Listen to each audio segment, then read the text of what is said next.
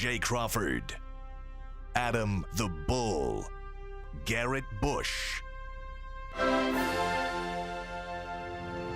and so many big names, it would take me hours to say all of their names.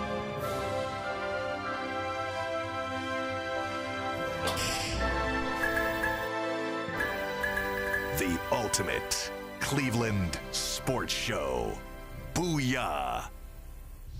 It is Friday, everybody. Yes, it is.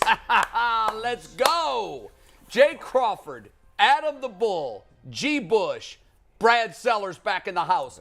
Really quickly before we start, Mike, by the way, we've got a show full of surprises. So everybody on this panel better be on their toes. Oh, yeah. And that, okay, so that is the gopher from is Anthony here today? Anthony is here. Yeah. Okay, that's Anthony's gopher. Love it. That he talked about yesterday from the movie Caddyshack. So yes. he's now our. Where is he? He's Where- posted. is he he's down there in front He's of the desk. down there and chilling. By the love way, the front of our table. Can you show the gopher again? The front of the table there looks like the scene from like a horror movie.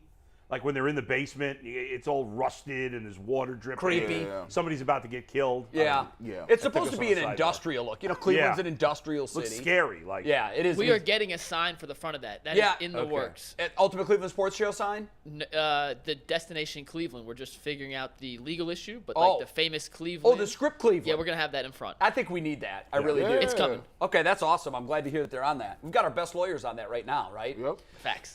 Mike, we want to start with you because our jumping off point today is Nick Chubb.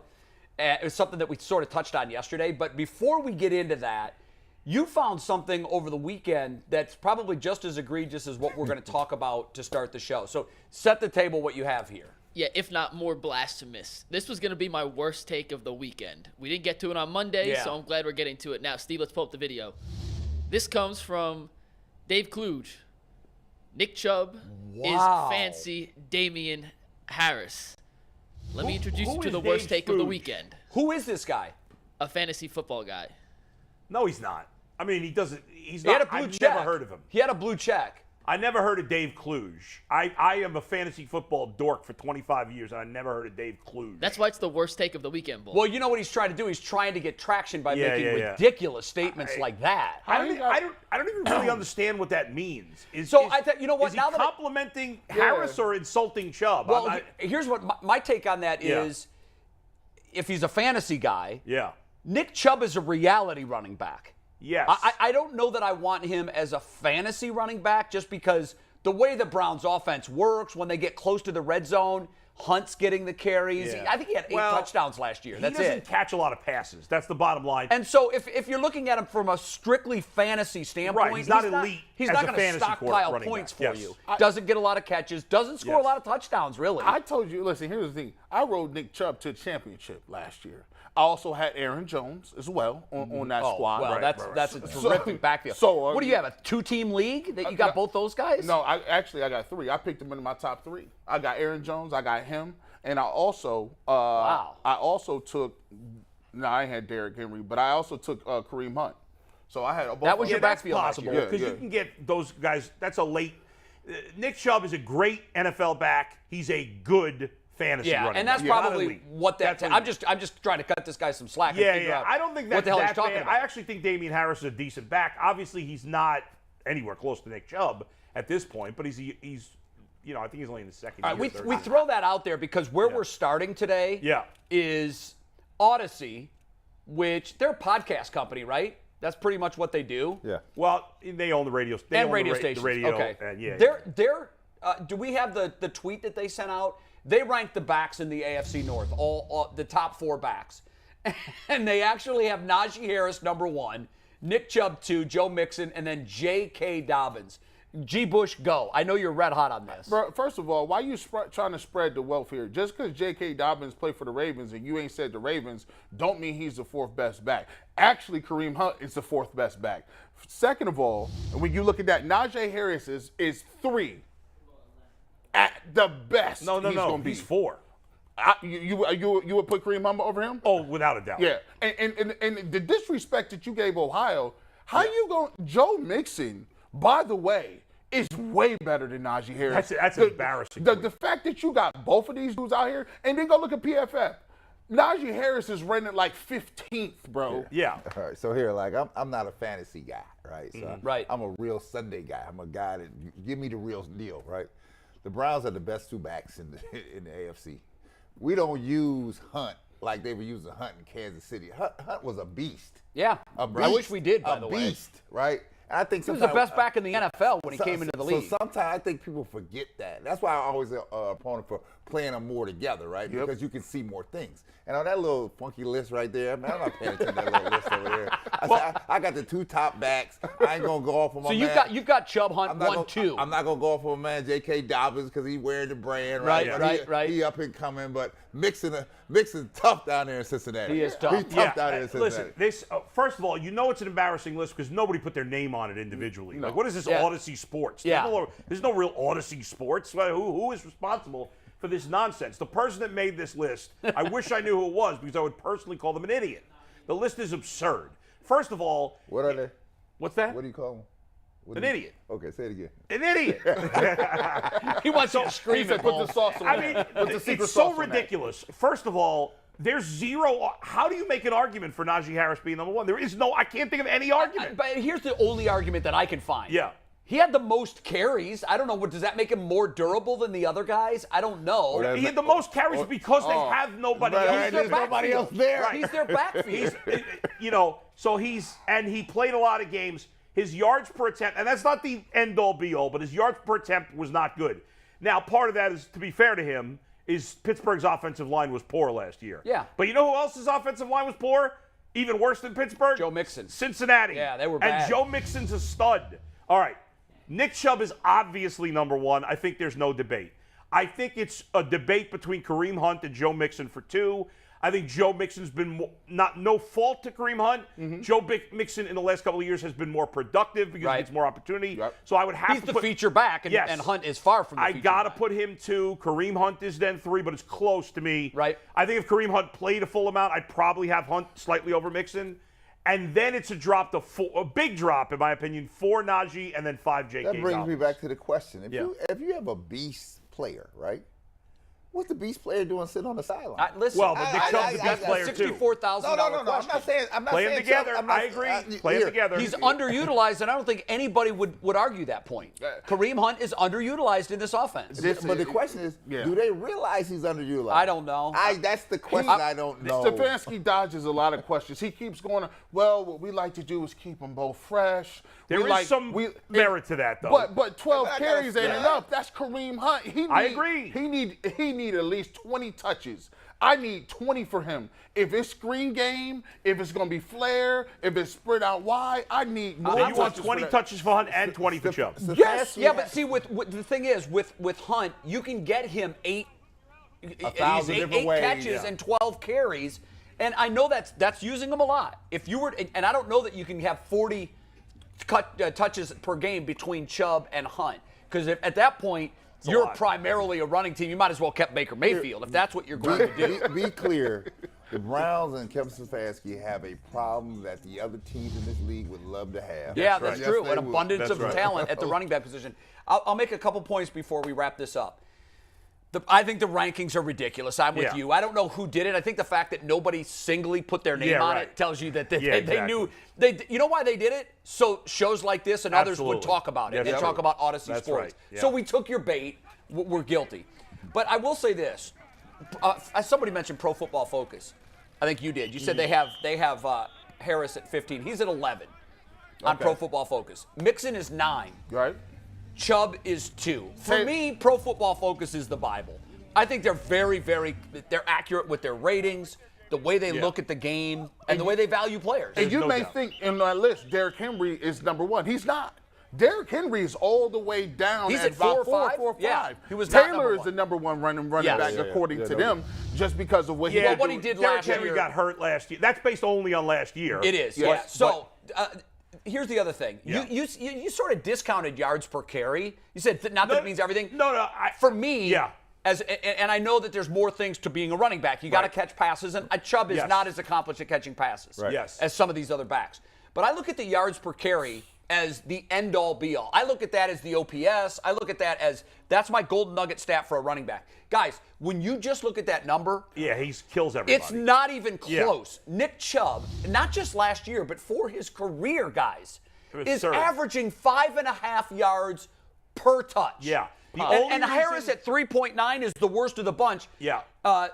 Mixon actually, Mixon was 3.9 as well. So there's a huge difference between But here's the thing, Chubb though. and everyone else. Right. The only thing I'll say about yards per attempt is the offensive line factors into Sure, that. it does. It does. But And guys, that's 5.5 to 3.9. The reason I love PFF is because it takes into account a stat that I love is yards after contact. Yes, and you know who's number one in the league? I think it's Chubb. It's Nick Chubb. I love another stat. When you take a look at making the first guy miss, Nick Chubb. Nick Chubb is the highest on that He and list. Henry are the two best on that I think one. he's the prototypical back. I know that some will take Henry, and after last year, a lot of Yeah. folks are mesmerized by Taylor. I don't know that Taylor's going to be able to repeat that this year. I think Taylor's success last year was a result of the Colts having a terrible passing game.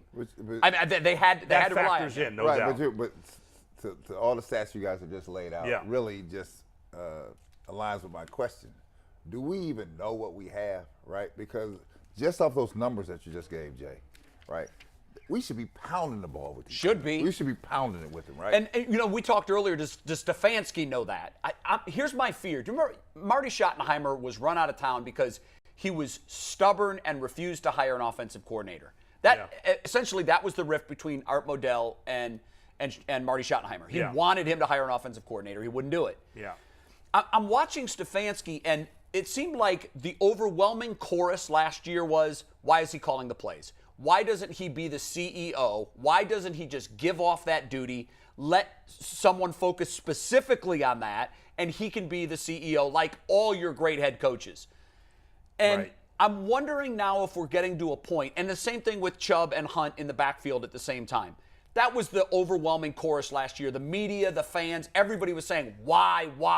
Yes. I wonder if we're to a point with Stefanski where he's like sneaky stubborn, and he's like, no, I'm the head coach. I know. We're going to do it my way. We That's got my to see fear. some of that. And especially with Watson now, his ability to run too, in addition to being a great passer. There's only one It's even football. more dangerous. I know. If you have all three of them back there, what the hell do you do? Yeah, it's crazy. Yeah. It really is. I don't know how this is going to work itself out. All right. We started down this road yesterday. It's an interesting debate. It's June 3rd, so we're kind of making stories here. But we had Aditi on yesterday, and we asked her, take the quarterbacks out of the equation. Because obviously, if you've got Deshaun Watson as your quarterback, and we're going to compare them to the 49ers, Garoppolo is not even in that discussion. So take the quarterbacks off the two teams. Which roster do you most like, the Niners or the Browns? And here's Aditi's response to that. Okay, I love the 49ers defensive front. I think that they play faster and tougher than any other D-line, arguably, in the NFL, but I am taking the Browns roster. Overall, you taking their roster? Yep. I'll take that as a win. Very good. Minus quarterback? And why is that? A minus quarterback. I would What take the gives the Niners. Browns the edge? I don't necessarily see a hole anywhere. Not even at I think linebacker? that there is. I'm not 100% sure on the wide receiver position outside of Cooper and, let's see how all of that develops. But I don't see a significant spot where I'm saying who's doing this, who's stepping up here, who's available, who's bought in. There's obviously close. bias, right? Yeah, I'm more familiar with the Browns than I am with the 49ers. Yeah, but I I think really, for a few years now, I've been saying top to bottom, I like that Browns roster. There have just been some other issues associated with how they all put it together. Yeah. All right, so Aditi's point is well taken because I think we're all biased too. We see every snap of every game the Browns play. I probably last year saw 4 or 5 Niners games in total. You got to see them in the stretch run when they were playing meaningful football and then into the playoffs. Bull, do you agree? Are you taking the Browns roster over the 49ers? Obviously, the big caveat is minus quarterback, because with quarterback, I take the Browns. I think it's very close, but and again, I don't have as good a feel for the Niners' individual defensive players and offensive line as I do the Browns. Right. But I would give the Niners a slight edge, because overall, I think they're top to bottom a little better defensively. Their heading line, into they've got the season. yeah. Now, maybe by the time we get to the middle of the season, I'll feel differently. But I think up front seven, the Niners are better than the Browns. All right? Secondary, I think the Browns have an edge in the secondary. I agree. Mm-hmm. The Browns' offensive line is good, but the Niners is better, I think. It's really close. And the Browns took a step back last year on the offensive line. I think Jedrick Wills still has something to prove. And center, everybody likes Nick Harris. He's never done it. You know, it's a big change. Right. And they're pass catchers, too. I think they've got the big edge with the pass catchers. Debo Samuel's better than Amari Cooper. I don't think there's much. George Kittle's way better than David Njoku. Even though they make about the same money now. Yes, the Browns obviously have an edge at running back, a fairly significant one. But overall, while very close, I'd give the Niners a slight edge comparing the rosters minus quarterback. You want to jump in. I thought he was going to give it to me. I was like, he's going to steal it. Bull got it first. No, I'm gonna go a whole nother route. I think they got the advantage at head coach. Who is that? The Niners. That too. Niners. Yeah, we didn't go there. And kicker, we don't know about our. We hope for our kicker. Their kicker, Robbie Gould. We talked old but great. We talked about just last segment about how Kareem Hunt, Nick Chubb, where are they at? When you look at the 49ers, they put Debo Samuel everywhere. Yeah. You're going to play running back. You're going to play tight end. We're going to throw you the ball. You're going to catch it. The way that we are the same team. We are running teams. That's our philosophy for Kevin Stefanski and the philosophy for Kyle Shanahan. But when you watch the 49ers, Kyle Shanahan is able to affect at every level. Yeah. He'll give you formations. He never gives you the same thing twice. He uses jet motion. He uses everything. And I think he's just a more creative concept designer of plays and getting people involved over what Stefanski. That's a great point. So that's a great point. Stefanski does have a better record for whatever that's worth. But you know what? I think Shanahan is widely regarded as the offensive genius that Stefanski would love to be. That we thought he might be. Agree. And to G's point, I think there's a great point, G. I mean, I hadn't really considered it, but I would tell you this. The Niners have been better at winning. They understand winning. You know, there's a philosophy in professional sports, right? Some coaches don't want a lot of talent, right? Because it can expose you, right? Because you have lesser talent and you make more successful things done. You're expected to win. Right. They're like, oh, he's a great guy. Now when we give you all the pieces, you know, there's a lot of pressure on people there. Sure. So Stefanski got a lot of pressure on him. Because I'm going to just tell you, the Niners have the nod in that little comparison, but the Browns are stacked from top to bottom. The question now is, what will the Browns do with this talent here, right? Because when you have talent like this, Jay, it's in a very small window. You don't have it for 10 years. Very small. Right. So it's go time is what they call it in professional sports. It's go time. Right. So now, how does Stefanski react to that, right? Is he going to become a guy that is bothered by the comments and social media and the paper because if the thing doesn't get off right, is he going to be able to relinquish? Nobody reads the paper anymore. Oh, no. Come on now. It could be whatever, various only people 60 and older read paper. Various mediums. But you understand. By the way, technically the question is which roster is better. It didn't have anything to do with the coach. No, I know. I didn't consider that. But you kind of have to because he's on the roster. He's their coach. So he's the leader of the roster. To your point on the paper, let me tell you something. Jordan read the paper every day. He wanted to know exactly what somebody said about him. Yeah, right? Well, he wanted that as fuel for his motivation. So he back on the bus like this. And I bet he was looking for any diss he could find. He make it up. I can't believe he said that about my mama. Right. What do you mean, Mike? We never said that. I didn't see that in there. I'm reading between the lines. You know what he was thinking. The Browns have a complete arsenal here, right? I told you I hadn't gone to a Super Bowl. I've been waiting. Yeah, you're holding We're right here. Now, what you gonna do with it? That's the question. Yeah. Which is why I always come back to the thing. Why you got these two top guys and you don't play them at the same time? You don't give them more touches. You know, the fascinating thing is I think the true comparison, and for once, the Battle of Ohio has been nothing, right? I really think that over the next 3 to 4 years, it's going to shift. The Battle of Ohio will be what the rivalry was with the Steelers or the Ravens. I think it's the epicenter of the AFC North. How many times have the Bengals and Browns gone to the playoffs in the same year? Maybe once in the late 80s. Right, I think Boomer might have taken one of those Bengals teams to the playoffs when we were going to the AFC Championship game all those years. But they're never good at the same time. Almost never good at the same time. Yeah. I'll just put my quick thought on this to wrap it up. I think the rosters are both very, very close. I think we have the better running backs. Yep. The Niners have the better pass catchers. I think we have the better defensive back in general, the secondary. I do think that they do have an advantage from linebacker up. because they've got a premier pass rusher as well. Yeah.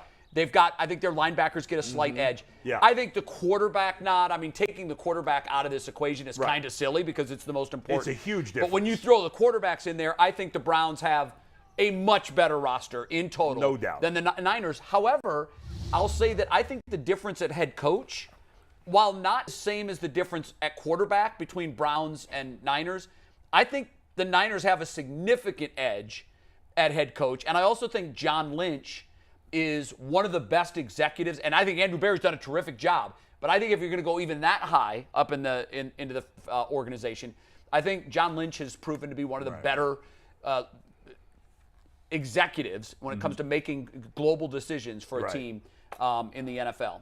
Close, but I think, you know what I hope?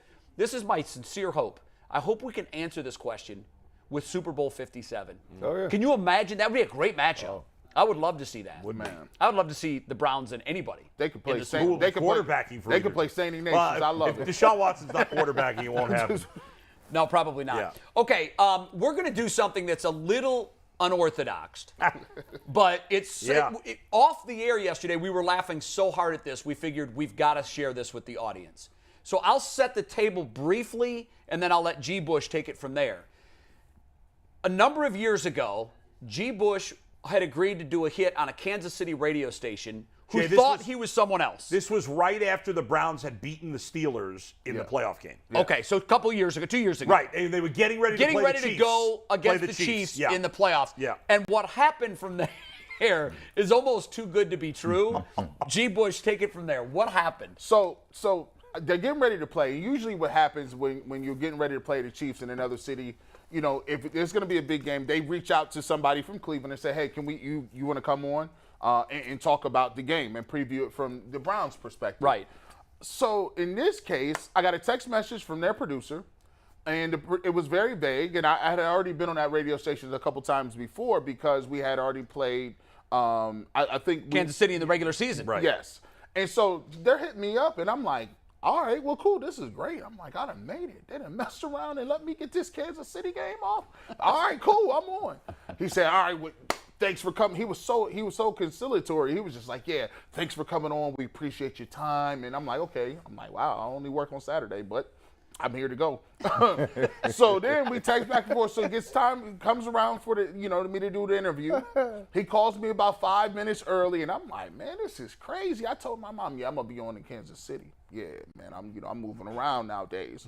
He hits me up like, hey, thanks for coming on. You ready to go? And so in the industry, what they do is they bring you on a little bit early so they can go right to you after the commercial break. So he put me on. I was on hold for about 2 or 3 minutes. And then this is where it all went left.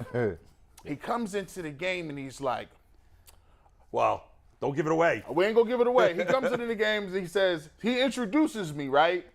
And once he introduces me, I had 2 or 3 seconds to figure out, am I gonna hang this phone up or am I gonna play along? Play the tape.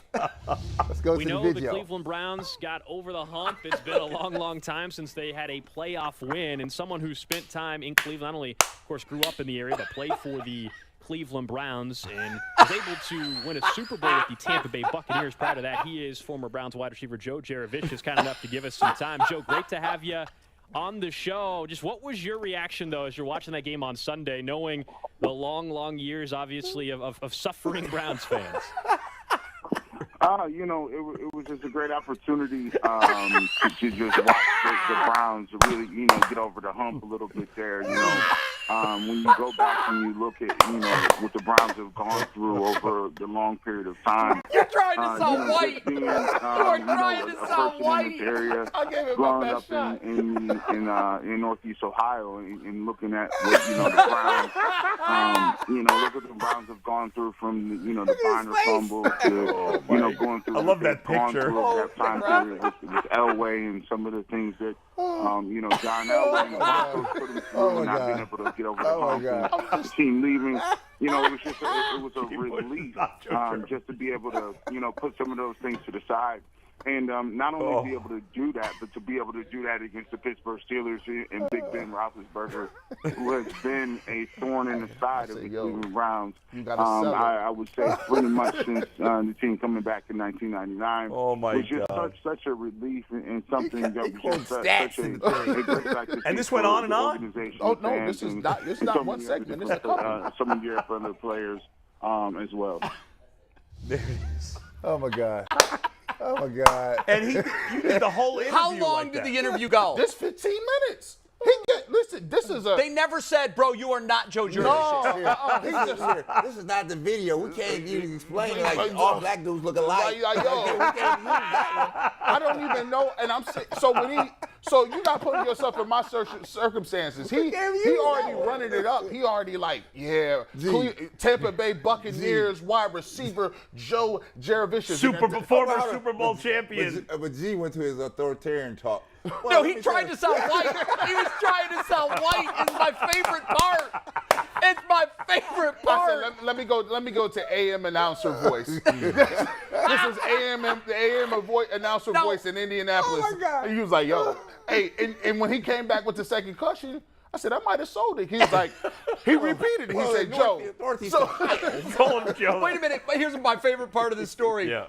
What nickname did you take on after that interview? After the interview, so how they found out, so they actually, how this all got sparked was the simple fact that Bull was doing an afternoon show with Dustin, right? And so his kids called Joe Jurevicius called his kids and said, hey man, you're trending right now. His kids called Joe. Yeah, his kids called him. He said, you're trending right now. He said, for what? He ain't played in a minute. He said, yeah, there's this guy who's impersonating you on a Kansas City radio station. And he's 6'5" and he's black. Right. And then he came on our show. He came on your show. They talked to him a bit. How did the interview end? Oh, he still thinks he talked to Joe Jurevicius. So he's telling me, how was it like the greatest part of being winning a Super Bowl? What'd you tell him? Oh man, I told him, man, listen, I got into this story. I was like, It's fabulous. When I got on when we went on the plane, I don't think I heard that part. When we got off the tarmac, I was just sitting there thinking just soaking it up. And I looked at the veterans next to me and I said, man, this is what we fight for. You know what I'm saying? And he's just like, yeah, man. I said, man, and then after it's done, man, you just sit around and you look, because you don't never know if you're going to get back there. That was my one shot. This is on par with the scammer. This is on par with the scammer call. It really is. So what was your nickname? What were your boys calling you after this? This is great. So after we leave, I listened to the joint and they hit Justin up and they said, yeah, man, G. Bush, man. Listen, you are now forever known as Bro Jurevicius. Bro Jurevicius in the building. And he was a good sport about it. He was just like, I mean, I don't sound like that, but I mean, he didn't do a terrible job of faking it, right? Yeah. So it worked out. So shout out to Joe Jurevicius, by the way. That is so funny. And for all you up and coming new guys, if somebody call you from a main city, right, and tell you they want you to do an interview, they got to be thinking you somebody else. I'm like, I do one day a week. I said, I told my mom, I said, that was even better. I said, I went viral. I'm cool. I didn't even need the regular interview. You know what would have been good, too? If you had done, like, the Dave Chappelle white guy voice. Oh, you really could have gone over the top. You could have gone over the top. But I didn't. You sold it. You sold it. Because I didn't want the dude who booked it to look crazy. It's like kind of like because they're gonna ask him like, how did you not only not get a player, you didn't even get a full-time guy at the radio station. This dude does like 2.5 hours a week, and you got him. I would love to have been in the studio when the call ended and they went to commercial break. I will assure you this. Yeah. Whoever his co-host was or his producer, the conversation went like this. Yo, do you think that was really Joe Jurevicius? I don't think that was Joe Jurevicius. Can we put the picture up again? Because that deserves discussion. That graphic is Who so made good. that graphic? Look at the faces. Oh my! That was a Brianna special. Brianna, I like that. Brianna, you are the real MVP. That is because amazing. that graphic absolutely tears me up. That is so Because the funny. look that we got on G. Bush's face Go back to was the the same video. look he had on his face when he found out that they thought they were talking to Joe. He was like, what? It was like this. I feel like that's got to be G's picture for good bet, bad bet now. Like, it's doesn't like, it? I mean, I do need that. gotta be that. We do. Can we make Oh my that G's God. picture from now on good bet, bad bet? Just cut out the uniform and everything. Like There's something about your mouth being open that makes it puts it over the top. I don't know what it is. Bree, you killed it. Well done, well done. Hey, guys, DeQuell Jackson's. Oh my God. DeQuell was watching Jackson's that been whole listening thing. to this as he's in the queue to come on the show. There's Brianna. Bree. Hey, There's Bree. get her back up on the screen. Put her back up. Put her back up. Look at get that Bree. wave. We got the shot of Bree. We don't have the shot of Bree. She was like, Bree, you get 2 seconds of airtime. There she is. You get 2 seconds of airtime per show. Oh my God, that was so funny. Bree, that was brilliant. That was so good. Well done. Awesome job by you. DeQuell, what do you have to say about Bro Jurevicius? That was an amazing story to hear. The fact that you sound so convincing that you were Joe Jurevicius. I don't know how. I stopped listening. I was in the queue listening. I was like, wait, he's still going. He's not going to tell him he's not Joe Jurevicius. It went for 15 So he just minutes. wrote this thing out. Yeah. That was amazing. That was write it out. amazing. Write it out. You gotta write it out. Hey, DeQuell, I was looking like, you know how you get your shit. You know how you be a linebacker. You know, it was like, hey, you know when you ain't getting no reps, you like on the 4th unit, and they got you running down on kickoff. You like, hey, Right. whether or not they called the wrong package, they be like, hey, we going base right here. The dude had his shoes untied. You like, I got it. Don't worry about it. I was gonna get my money off regardless. Hey, you crushed it. You crushed it. It was a great interview. Hey, DeQuell, it went on for 15 minutes. 15. And one of the questions, Oh my was, so what was it like to win the Super Bowl? Talking about getting off the plane and on the tarmac, looking at all the other veterans, saying, "Hey, bro, we gotta soak this up. We don't know if we're gonna be back." I'm gonna pass out. That is amazing. I've been confused by, I've never, casual fans have confused me for other players, but never, ever have I ever been confused for another player doing a radio interview and no one find out that you're really not who you say you are. That is absolutely amazing. I don't know how you pulled that off. That's a great way to start the Friday. Well, at some point, I think that we have to make contact with the host in Kansas City. Oh, yeah. Because I really need to hear from him. At what point did he realize it wasn't Joe? Because there's no way he did a 15-minute interview with G. Bush and thought at the end of it, I just talked to Joe Jurevicius. There's no way that can be the case. But why would they have kept going if he didn't? Hopefully the guy still You know has a what? job. They kept going, Bull, for the embarrassed? same reason G. Bush kept going. Right. G. Bush didn't want to spoil the party and be like, yo, guys, my name's G. Bush and I do 2.5 hours on Saturday. I'm not a player. And the radio host was like, God, if he's gonna play this out, I'm gonna play this out because it's more embarrassing for me than it is for G. Bush. Right, it's not embarrassing for him at all. No. Jay said it again. What did he say to him? He said, my name is what? What did he say? My name is G. Bush. My name is G. Bush. They say G. Bush. They like I only know one person. That's a president. That's named G. Bush. Get him up out of here. Oh man. So hey Jay, I got a quick. If I could tell a really quick story. absolutely. One time, it was my rookie year in Cleveland, and I was working with Hammer and I forget the other guy's name, but it was my first year in Cleveland, and I really didn't understand the weather. Right, and this was late December. Yeah. I'm going to do a radio show, and I'm driving, and I don't know how to drive in the snow. And I'm at this point, I don't know whether I should go to the radio station or stay home, call from where I am. They tell me I can call in, but this time I'm on the road heading back home. As I get back to my house, I can see my house within 20 feet away. I spin out, I hit a mailbox on radio. And it wasn't like, I didn't pivot. I didn't know how to pivot other than to say, you know what, guys? I just ran into a freaking mailbox. I don't know what to do. And to see G maneuver and just crush this 15-minute radio gig, which he thought he was Joe Jurevicius, is just absolutely great. What did they say? I wish I had you in the car. What did they say when you said, guys, I just hit a mailbox, I got to end the interview?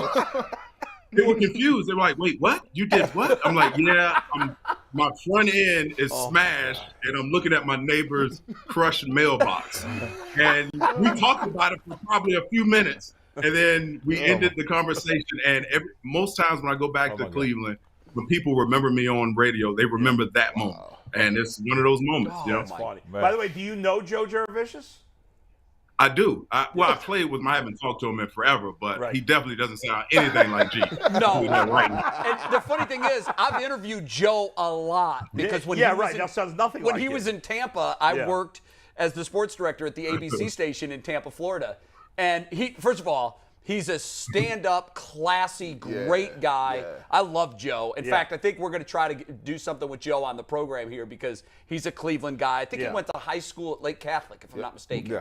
But he's just a great guy, and he's a guy that I think we need to get involved in the show at some point. Hopefully, by the time football season rolls around, he'll be on the show, which I can't wait for his first interview because that clip is going to get played, and we're going to talk about that. So, DeQuell, on a much more serious note, we started the show today by having a debate about the best running backs in the AFC North. Odyssey Sports, they own some radio stations, they do some podcasting. They tweeted out recently the top 4 running backs in the AFC North. And their list was odd because they had Najee Harris number 1, Nick Chubb number 2, Joe Mixon number 3, and J.K. Dobbins number 4. What's your top 4 in the division? Well, the first 2, they're on the Cleveland Browns. Kareem Hunt and Nick Chubb. Did you say that? Without a doubt. And then I can throw Joe Nixon into that bunch. And Najee, I mean, he's only had 1 year. Obviously, he was for Pittsburgh. He was their entire offense. They didn't know who was playing on the center, playing the quarterback position. So he took a brunt of the load off of the quarterback. So again, he's a great player, but that list is all screwed up, man. Yeah. The 2 backs with Cleveland are probably the best backs in the AFC North, hands down. I'm glad we're all on the same page. Yeah, I had Mixon slightly ahead of Hunt only because he's been more productive due to no fault of Hunt's own. He's just the number 2 back here. But all 3 of those guys clearly belong ahead of Najee Harris. Najee Harris. I think if anything, he is the bottom of the list. He's not at the top. I don't know where these guys get that information from. One year, he has a solid year. Obviously, he didn't play with a really good offensive line. Right. Credit there. But again, there was no one at the quarterback position. So he was the entire offense when they had anything going. But you talk about Nick Chubb, a guy that's available, reliable, accountable, all these different things. He is at the top of the list, in my opinion. Yeah. DeQuell, did you ever get to because this just seemed like from a lot of fan standpoints, like I know the Steelers is good, but this is a case to me of where they just even in the playing field. They be like, yeah, the Steelers traditionally have good running backs, or the Steelers traditionally have a good defense, so we just going to give you that right now because we can't say your quarterback is good anymore. When you played, did you feel like they gave the Steelers a lot of love? And you'd be like, I get it, they good, but they not that good. Y'all giving them everything. Yeah, no, you hit the nail on the head. I mean, listen, when I played, we didn't make a great case at the top of the AFC North because at the time you had Carson Palmer, Ocho Cinco. Cincinnati was playing very, very well, but they had dominated the AFC North for so many years. When I was there for 8 years, I can count on one hand how many times I beat them. So that is a situation in itself. But again, they dominated the AFC North for so long. Once you establish yourself as one of the top in the division, you have to take the noise when it's great and take all the noise when it's not so great. So I think it was deserving. It was deserving. That's what happens when you win 6 Super Bowls, though. So I mean, let me ask you a question. So we were talking about the backs, Hunt and Chubb. Do you think the Browns staff really realized the power that they have in these 2, the real power? I know that they know that they're good, but do you think they understand the real power and their capabilities? Yeah, it's a great question, Brad, because I look at the addition of Deshaun Watson. I don't think this offense is going to look like anything we've seen before for that reason. When you have 2 capable backs in the backfield. But the style of play Deshaun Watson brings, he needs a spread offense to throw the ball down the field, and you can add in a Nick Chubb and a Kareem Hunt. Listen, I don't think I go back and forth with Kareem Hunt, because when he was in Kansas City, he was an absolute beast. Here, he hasn't been given the amount of opportunities as Nick Chubb, and rightfully so, because you have a two-headed monster. You can't run the ball 50 times a game when you're only getting maybe 70 from an offensive standpoint. So I think it's a great problem to have, yet is Kevin Stefanski, will he be the difference maker to gel this collective group of talent? We've seen what OBJ went through. He was unhappy, not getting his targets. Can he somehow open up his offense and to utilize these guys? But I do think he's been underutilized, for no doubt about it, in his offense. I want to slightly switch gears here, stay on the offense, but you mentioned Odell there, right? Obviously, it ended poorly with Odell here for a variety of reasons. It seemed like there was tension between Odell and Baker as Odell left. And we assumed that, but none of the players had ever admitted that. As you know, players are not often going to talk about things like that publicly. But Greg Newsome and Jeremiah Owusu-Koramoah were on a podcast recently. I don't have the name of it. If you guys want to credit them. Yeah, we got it. Don't worry. Okay. So I just want you to hear this, because they were asked about that relationship and how it affected the team. Here we go. It was just so much, those relationships, just from the whole entire thing was just off, honestly. Like, it was just, and yes, it was it's distracting, but like, I knew at the end of the day, I still gotta do my job. You're right. And at the end of the day, we play defense, so we don't have to worry about the guy throwing us the ball. We ain't gotta worry about the guy that's catching the ball. Like, we gotta stop them. And like, we control our destiny at the end of the day. They control, obviously, the quarterback, receiver, running back. They can control their own stuff. So it was distracting for sure. Like, it was definitely locker room talks. It's just like, yeah, it was locker room talks, but it wasn't like. But like, it wasn't like on locker room like, talks to the point where it's like, let's not play. It's more like locker room talks from like a humorous side. Right. Yeah. Like, nah, but don't be trying to lead. Like, like, they don't really be on the like, oh, bro, y'all see what happened? Nah, it'd be like, hey, bro, what you gonna do? Like, how you gonna? It'd be like more funny talk. But at the end of the day, like you said, man, we got a responsibility to upkeep. And that's why he brought us here, and that's why he brought everybody that's on the team here. So at the end of the day, it's like, all right, we defense, we got each other, we got our backs, we got their backs as well. We all got to get our situations done, and we are called to handle our jobs at the end of the day. So that's the Varsity House podcast. A couple of quick clarifications to Quell before you jump in. First of all, when I hear locker room talk, I of course think of Trump. Yes. I mean, how could you not? But I think an important clarification that we didn't play in that was that they both said that Odell Beckham Jr. was the best teammate they had, and they also said that Baker was a very good teammate as well. So it wasn't like they were blaming one guy or the other, but they admitted publicly, both of them, that it was a distraction. Are you surprised they admitted that? And I guess you're probably not surprised that it was a distraction, but how big could something like that be? Yeah, I'm not surprised by that reaction, because defensive players know who can help you win from an offensive standpoint. And you're talking about a defensive back and a linebacker who are very much involved in coverages. They've had a chance to watch Odell Beckham, OTAs, mini camp, training camp. So those guys know who can help them win games.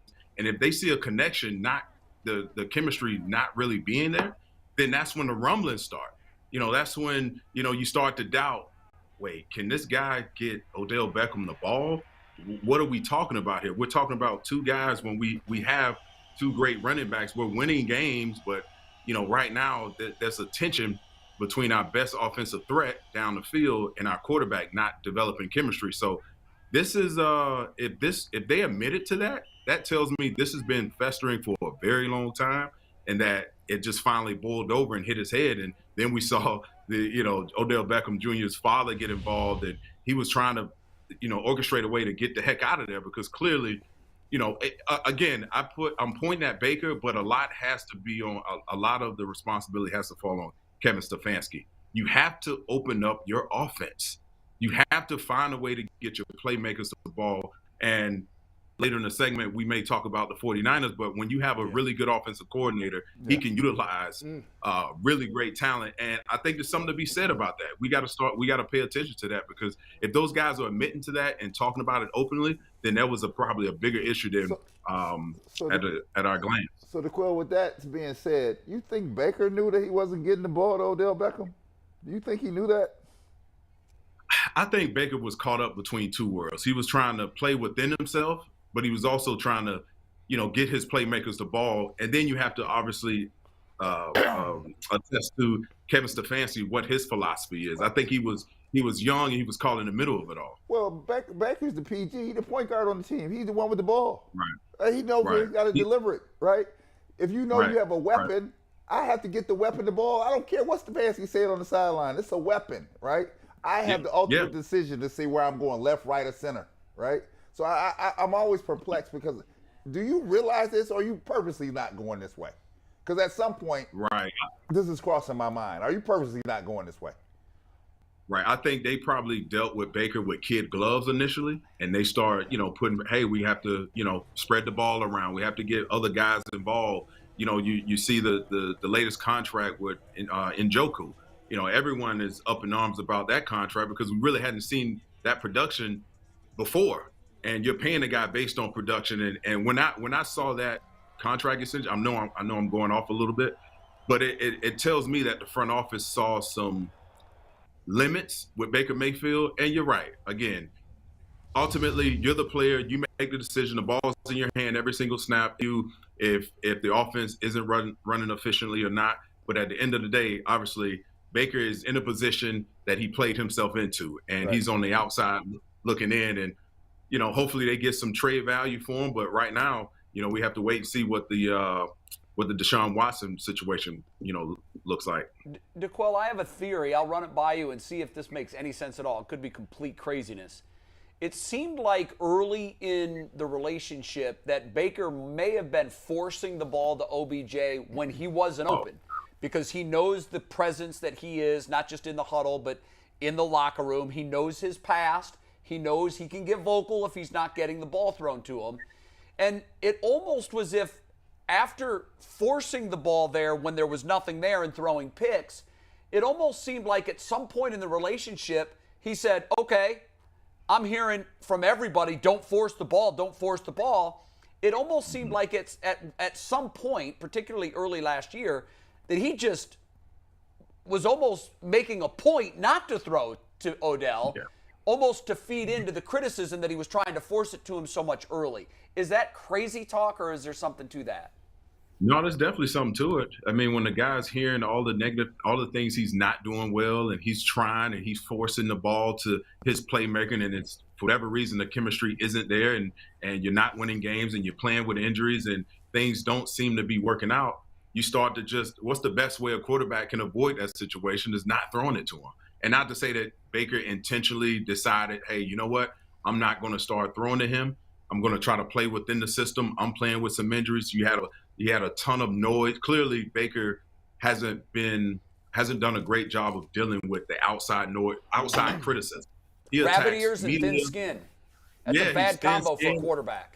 It really is, and especially in Cleveland. Cleveland needs someone that is hard-skinned, come to work with the hard hat on, and take all criticism, whether it's good or bad. And he just wasn't mature enough to deal with it all. Which, to Brad's point, listen, you're the quarterback, you're the guy, you're the point guard.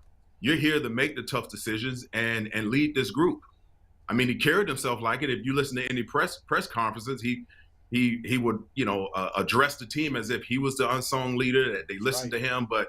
You could always, as a former player, anytime you always reference yourself as the leader and my guys, and like, let me see you play first. Because in the locker room, that's right. I'm talking about my guys. Right. In the locker room, obviously, the guys that are most productive will be inherently your leaders. And he never really could balance that. It was a lot more fluff talk than actually producing on the field and leading your team to the victory. You can't talk your way into leadership. Nope. That just happens organically. Absolutely not. Yeah. Players see right through it. DeQuell, a little along the lines, I used to always be a guy who, like, I was okay with, guys being a little flamboyant, being guys that have chip on their shoulder, guys that play with that raw emotion in that field. I don't know if I can do that no more at quarterback. I don't know if that characteristic works in professional athletics at the quarterback position. I'll give you a couple names, and I'll give you in the spectrum. Johnny Manziel obviously was very brash. I look at a guy like RG3. I look at a guy like Cam Newton. I look at Baker Mayfield. All of those guys had that bravado. Favre did it. Favre got away with it, right?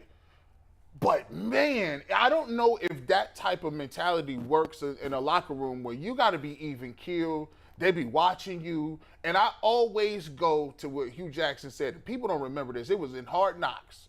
And we get on Hugh Jackson for a lot of things. But what he said, hey, man, what time you get here today? He said, yeah, I got here by 8. He said, at the time, Tyrod Taylor, Tyrod, he was there at 5. I want you to kind of follow him, lead him. And what I was thinking he was telling him is not necessarily, hey, be Tyrod Taylor, but see how Tyrod Taylor carries himself, and it gives you that leeway. If he would have had that type of leeway with his people, I think the organization would have been like, he good. He just was hurt a little bit last year. But where they got it was, I don't know if – and he also made a comment in 2019. He said, I thought it was going to be easy. And I think little small things like that in sports, people put that in their back pocket like, I don't know if I can do this. And I think if you would have done those two small little things, the way you look and the way you conduct yourself go a long way with people. And I think he'd have got longer term here if he would have done that. Yeah, I think Baker, if you would have sit Baker down, I think there's a lot of things he would have done differently starting out the gate. One is not trying to pick on anyone who criticizes his game. Hell, you play a position where you get criticized week in and week out, day in and day out. You have to understand what comes with it. And when you bring this sort of bravado, this extrovert, this guy that everyone likes, and I love all of that, the swag, the whole deal. But what that does is that puts a huge target on your chest. And if you're aware of it, when you don't play well and the criticism is fair and you can handle it and you can deal with the press conferences and not make it all about you, then I can understand, I can deal with it. But you're right, this whole bravado, I love it. I love it all. But at the quarterback position, you gotta have the skin for it. You really do. And if you don't, you're gonna find yourself on the outside looking in. DeQuell, I'm really curious about your take on this. It's going to be a long question. I apologize, but I think it's important. I'm reading this quote from Jacoby Brissett from a few weeks ago, and he said, "This is my first time being in an all-black quarterback room. That's pretty unique and pretty cool." There's a lot of talk in the NFL about black coaches not getting an opportunity. It's obviously the NFL's not. I guess they're trying, but they've done a terrible job. In a sport where, I don't know, 3/4 of the players are black, it's ridiculous that there's like 3 black coaches. But I think about this when it comes to quarterback, right? For years, when I was a kid, there was never any black quarterbacks, or very few. There was certainly prejudice that factored into why that was happening. And even more recent years, when Lamar Jackson comes out of college and Bill Polian says, well, I look at him as a wide receiver. And people laugh at that like he's stupid. If Lamar Jackson were white with the same skill set, but he were white, Bill Polian would have never said that. And I'm not even saying that Bill Polian's an obvious racist. Maybe it's just subconscious. Who the hell knows? But I'm curious, as a player, I think if I'm Jacoby Brissett, I get it, right? I'm Jewish. There's 10 Jewish football players in the NFL. So whenever I know there's a guy who's Jewish, I'm like, oh, that's cool. I think that's cool. I want him to do well because there's not a lot of Jews in sports, okay? So I'm curious from your perspective, how much is that talked about in the locker room? And does it mean something that there's an all-black quarterback room, or even that the starting quarterback, is that meaningful to this day? What's that conversation like in the locker room, if at all? Yeah, it's definitely race and politics and everything that goes on in the outside world is talked about in the locker room. And, like any other locker room, there's cliques of guys who you talk to about certain things.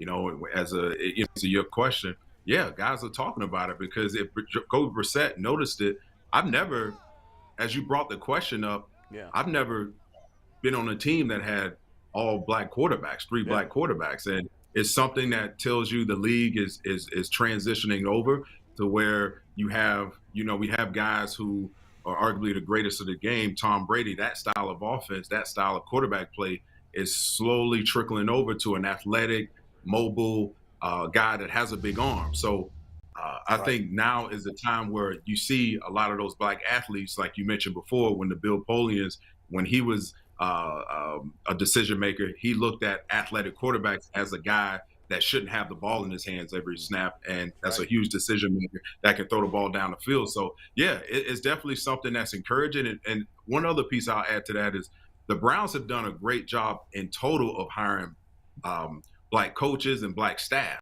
It's probably one of, and I don't know the numbers hands down, I would say Cleveland probably has the most black faculty than most teams, most NFL teams. So they do a great job of identifying talent. I think they're very inclusive there. And again, this is a product of ownership, leadership saying, okay, we want to bring in guys who can get the job done regardless of race or creed or whatever the case may be. So it's definitely something that's talked about within the league. It's definitely something that, you look around the league, you look at D-line coaches.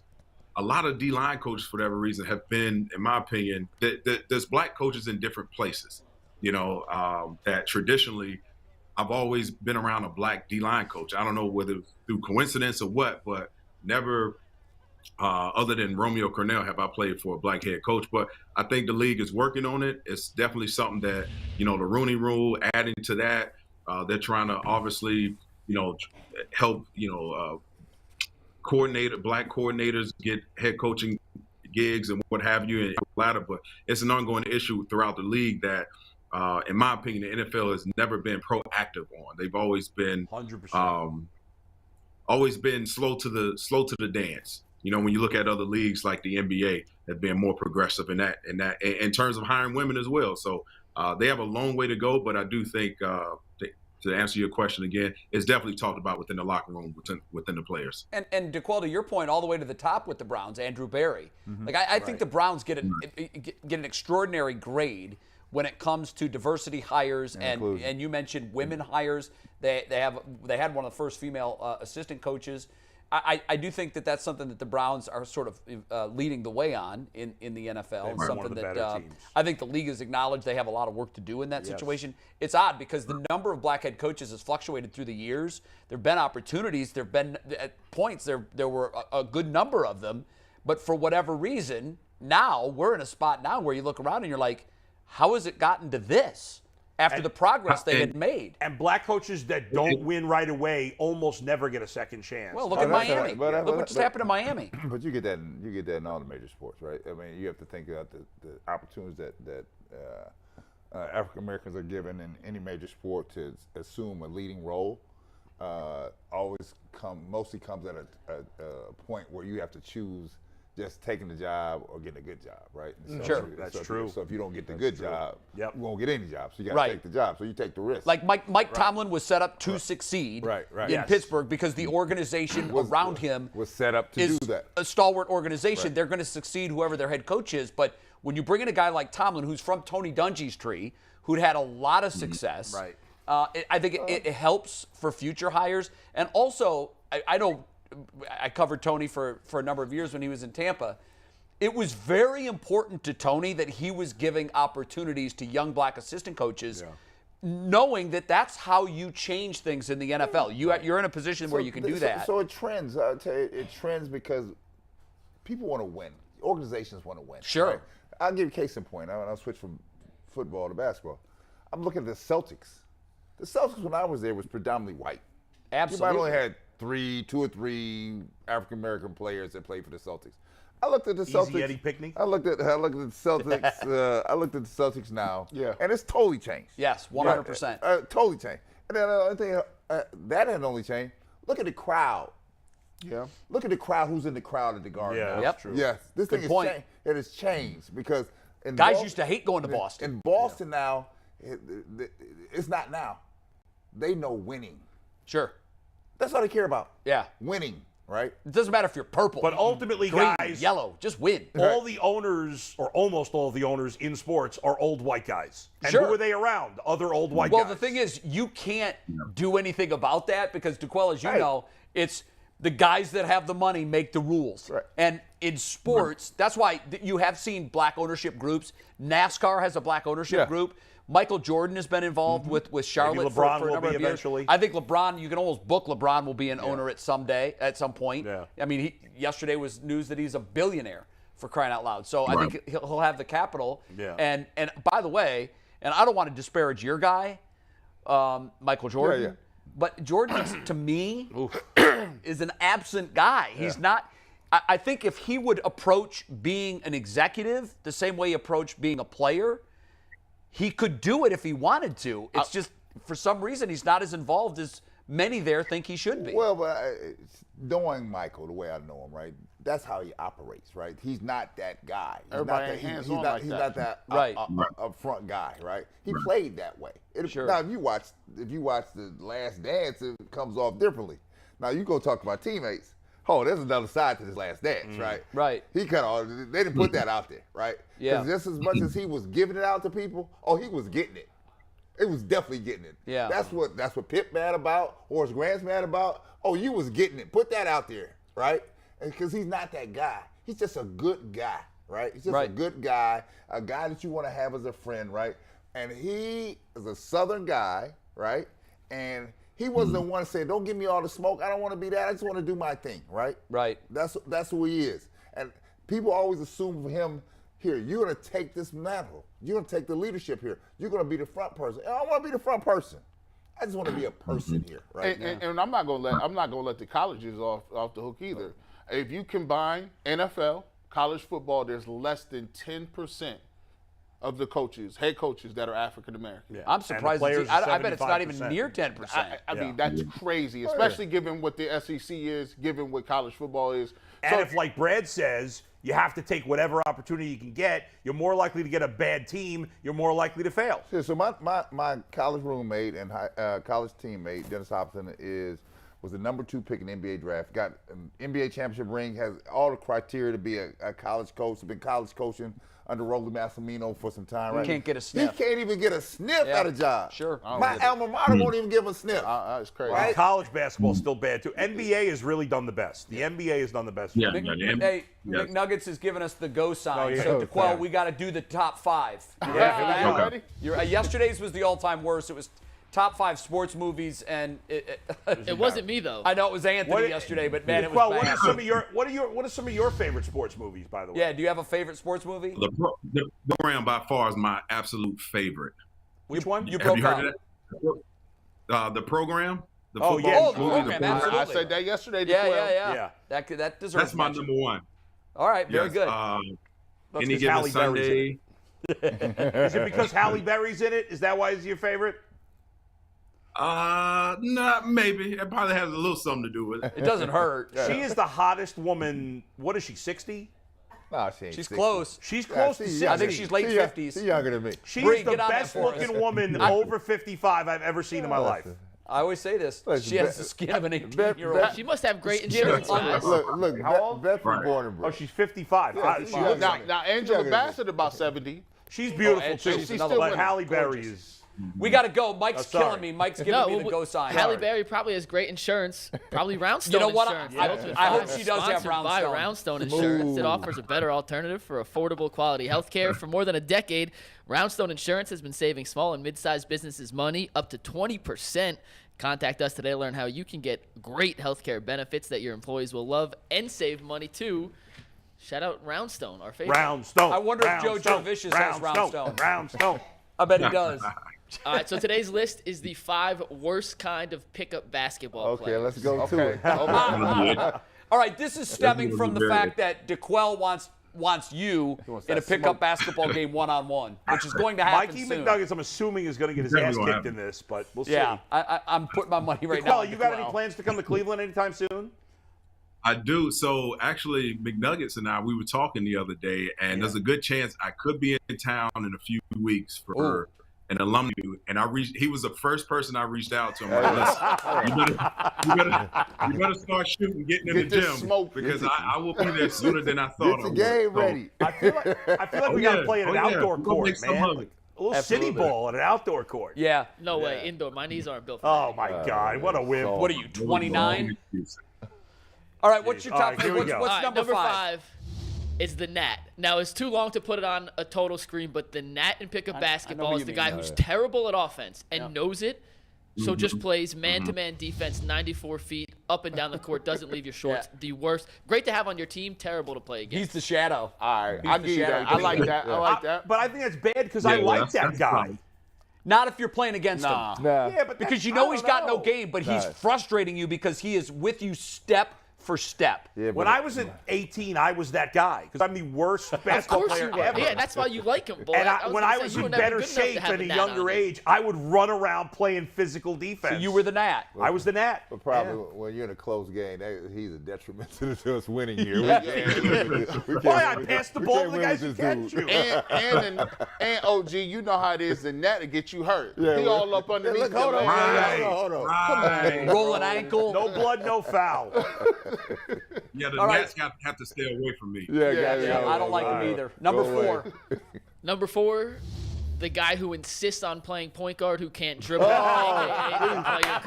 on point. That's on point right there. He's the worst. He's got the rec He probably has specs. that same outfit on. He does. And the rec specs. Yeah. He got the No handles. Bringing the ball up, pointing the positions to go to. Hold on. A couple of these, by the way, like be in switch. fights over This could that. be the dude that G mentioned yesterday who wears Timbs to play basketball, but the guy who insists on playing point guard, banana cut, back screen, and doesn't know anything. And then you gonna come to me because I'm over 6'4", talk about, hey, big guy, hey, I saw you down, post up stronger. Yeah. Get up out of here. Get up out of here with that, man. I ain't hearing the guy that. That's the player and coach. Yeah. Oh, that guy. Now, wait a minute, DeQuell. I'm trying to put McNuggets into one of these jars. I know McNuggets was a shooter. Could that be you? Yeah, I think it is. No? I'm later on the list. Oh, you're later on. I know this guy. Okay. I'm giving you the Nat. I was leaning more towards the Nat. All right, what's number 3? I'm going to set this up. I, honest to goodness, don't think DeQuell fits into this category. But number 3 is the football player at the rec who just wants to bully you and ram into you and doesn't qualify. I definitely don't think DeQuell is one of these players, but you all know who they are. I know him, yeah. DeQuell, what do you have to say to that? So I knew somehow he was going to get a little jab in at some point. I was just waiting. Yeah, he did. So I knew it was going to, but okay. It just adds more fuel to the fire, baby. I mean, the football player is kind of the same as the Nat, just a bigger guy, bigger and stronger guy in a way. But he's a bull in a china shop. Yeah. I mean, this guy's just wrecking everybody. You got two types. You got the football player that can't play. Ooh, yeah. You got the football players that can Who's play. the football player that can play? DeQuell. I gave you a list. Chris Carter. Chris Carter. Keith Byars. Yeah. They can really play, right? So that's what I'm saying. I like All right. the other guy now. We got to get one of these guys on the show at some point. We're definitely going to try. Don't worry. We put the other guy, the other football player, on the other court. So if we see him, we're going to the other court. Exactly. We got to get these guys on the show, man. We got to get All them right, on. what's number 2? DeQuell definitely fits into the football players who can play, though. I actually do think DeQuell can play, but it's the other guys. He was a You're great just player. You're just kissing his butt now. First compliment you've given me. Before you let's take move his on lunch to number money. 2. This can't get too cozy. It's the my bad guy. Catches it, shoots it every time, misses every time, and goes, my bad, guys, my bad. Yeah. And he pulling up again. Hey, my fault, dog. My fault. hate that dude. I saw you cutting, but you know what I'm saying? I had the shot, I took it. You know what I'm saying? I hate that dude. I best hate lesson. that dude. And then when you go to the pickup game, you're like, don't pick him. I can't play with him. Wait, DeQuell just made a really interesting comment. DeQuell, what did you just say? I think this may be the best, 5 he's come up with. So Yes. far. I'm with I you. think so. I'm This with you. is spot on right now. Yeah, good this list. is very good. There's one guy missing, and I'm going to see if it's your number 1. I got 2 more, but go ahead. Okay. I got me one. What's your number 1 worst pickup guy? I've played basketball in a lot of different states. This is in anywhere you go, the worst guy. Let's see. Let me see. Mr. calls every foul and argues about it. that guy is the worst guy. Has to be number one. Yeah, you can't play with me. That guy's the worst. I hate him. It's been hold ball. You got me right there. Up top. Yeah. Up top. What you mean up top? Up top. What I you didn't even mean? breathe on you, bro. Hold ball. Out top. Up top. No blood, no foul. Hey, and you'd be like, you had the last one, bro. You had the last call. Come on, bro. You had last call. Okay, we each get one that wasn't on the list, and DeQuell will let you start. Did he miss DeQuell. anybody?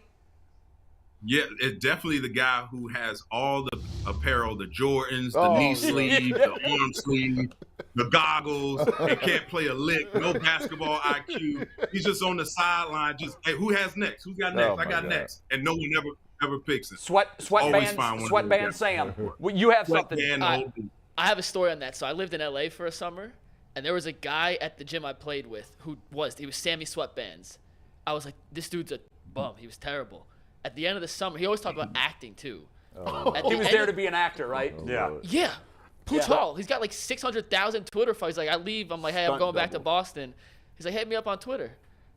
He's like 1 million followers on Instagram, 600,000. I was busting him the whole summer for being Sammy Sweatbands. And this dude's a legit celebrity. He's in, like, he got game, he can dance. Like, wow. Yeah. Sammy Sweatbands is deceiving sometimes. Yeah, but DeQuell, that's a good one because he's at every gym.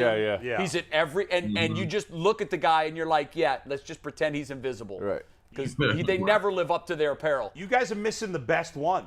The best one is the guy who you show up at a pickup game and he looks like he's really good, but he sucks. Oh, wow. Right? Fool's gold. Right. Like you look at a guy like G. If you saw G, you'd be like, oh, he's big, he's black, he's got to be good. And then he sucks. That's a good one. Fool's gold guy. Who's yours? The guy I hate is the guy that you get to the court. All he want to do is talk about the game, what this is, who we playing, what we need to pick, and big games he's had in the past. Oh my God! Yeah. He's telling you about a big shot he hit in the last pickup. Yeah, exactly. Man, I see the worst people is them dudes, right? You get to the playground, you come in, it's some athletic dudes. It's you and your peoples. You get there, and it's a group of unassuming dudes that come work out on a half hour for lunch. They come down there, and you playing around the first half, and all of a sudden, you like, hey, bro, who keep leaving him open?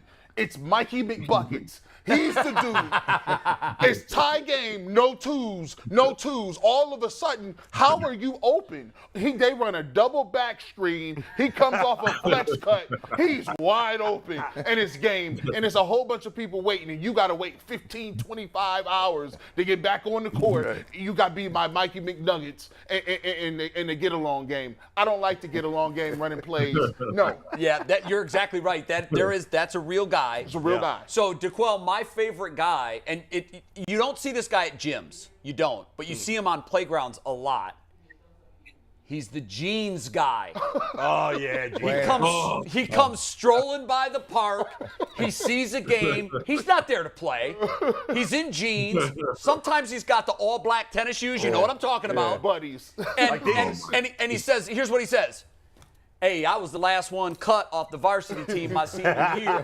The coach didn't like me. I should have been out there. But he's got jeans, and he doesn't realize he does not fit in this crowd. Oh, my Jeans God. guy is always out. And he wear boxer shorts to hoop in. You cannot wear. Do you want to destroy your lower body? Wear boxer shorts hooping. I'm just telling you that. What do you wear? I feel like you had a bad experience with some boxer shorts. Oh yeah. Hey, I had. What do you briefs? I needed boxer briefs. I needed powder and everything. Oh God! You needed powder, bro. Oh yeah. I said this is unacceptable. Chafing up. And then I couldn't really tell my mom. My dad was at work. I'm like, hey bro, there's some I got a situation, dog. Give me some help. Like, and it's brought to you by Roundstone. How does that work? So, McNuggets, what do you want to do here? Do you want to take a break? Yeah, we got to take a quick break. DeQuell, this was awesome. Thanks as buddy. always. DeQuell, you're the best, man. Hey, there you go. My boy right there. Hey, My listen, boy right there. when you pull up, I need some of that good hooch. What are we drinking there? What kind of bourbon are we drinking?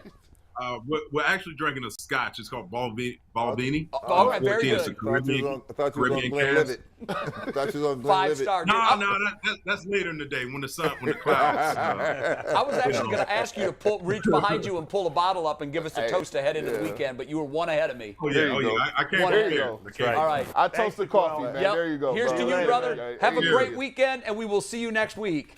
The great DeQuell Right. Jackson. That was a fun segment. That was He's great. A lot of laughs with DeQuell this week. He's great. Don't go anywhere. Got a special surprise on the other side of this break. It's going to be worth it. I promise you. Oh, yeah. Yes.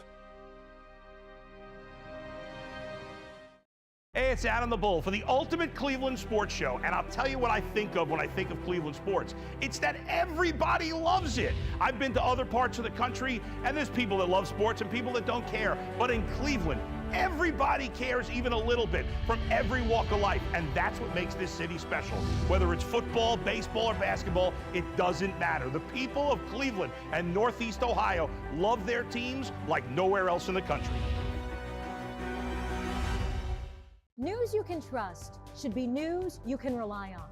And every night at 11 on What's Next, you can rely on us. A new legal twist for Brown. Today also marks the beginning of Odell here, and we are going to continue. So the Guardians have to play almost. You can rely on us to help you go to bed better informed with stories that prepare you for tomorrow. And with news that's relevant to your life. We'll make sure that you're ready for what's next. Because being ready for tomorrow is what matters most. We face challenges every day, some bigger than others, and we never know what's around the corner. Through the highs and the lows, whatever we face it together. Each morning on Go, we are here with the facts, because what impacts you impacts all of us. And understanding those facts helps us to make informed decisions for our families, our communities, and our future. We are here for you every step of the way. Go, weekday mornings, 4:30 to 7 a.m. Cleveland sports to me is bigger than anything. It's bigger than some people's marriages. They say the Dallas Cowboys are America's team. No. Dallas is not America's team. Cleveland is America's team. And sports in Cleveland is a religion. It's a way of life. It doesn't matter where you're from. It doesn't matter how much money you make. It doesn't matter. Sports is a way for people in Cleveland to get together, and it's something that can't be replicated in Cleveland. Sports is a thing. All right, we're back on the Ultimate Cleveland Sports Show. I told you at the start of the show, guys, I wanted you to be ready for anything. Today's a day of surprises. I love Fridays. Right. We got to spice them up a little bit. Without further ado, I'd like to welcome in a friend of the show now. Here. The great Keith Byars. So hold on, KB. I'm not stupid. My man, and I like this. Got to be some Ohio State dude. That's Keith Byars from Dayton, Ohio. Well, there's DeQuell again. What's up, KB? There Hey, not too much, Brad. I heard you guys were talking about pickup basketball, good stuff. Did you also bring up the time that ball players whipped your basketball on at the Ohio State University? That happened to come up in the conversation. Yeah, it happened to come up, Kay. It really did. I gave deference to you and Chris and Pepper and Thad, and I kind of talked myself into it in the study table, right? And I said I had made the mistake of saying that football players were just football players, right? Right. I did not know that this was before the internet and everything else, right? So all these guys that I just named, they came from storied high school programs, right? These are not no suckers. These are people who could actually do some things, right? So KB was at Dayton Rolfe. Chris was at Middletown. And so if you know Middletown and its history here, right? And Pepper coming out of Detroit McKenzie, right? And so these are guys that knew what to do. What I did was talk ourselves into it. So KB, take us to the thing, right? Take us to the Jesse Owens and how we walk from the study table over to the thing. Well, you forgot before we got to the Jesse Owens, this conference was going on for a couple of weeks. Everybody went dog at the campus. We were in the cafeteria eating lunch, and Brad is 7 foot. Brad stood up on the chair in the cafeteria and started yelling around anybody who would listen. y'all come tonight at the study table. We gonna put these football players in their place. We gonna kick their behind. What is going on? You know, Brad don't need to stand on a chair. He's 7 foot. He stand on a chair. He got everybody's attention. And he's talking about how he's gonna finger roll in my face and dunk on my head. Oh, get mad.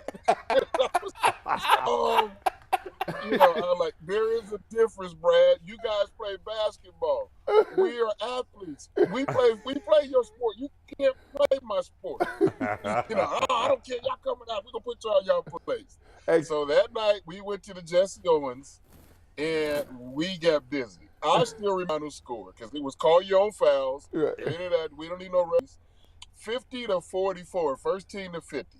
Wow. And, you know, a lot of the football players would have found out of the game if they had a referee on it. But that's not how you play pickup basketball. Right. You get out there and do it. And play hard. Hey, Kay, tell them about the crowd. We had a nice crowd, didn't we, KB? So, what about the crowd? It was a nice night. There's a lot of students there. Just, you know, like you said, we had the internet, but a lot of people come out of dormitories to see this basketball game.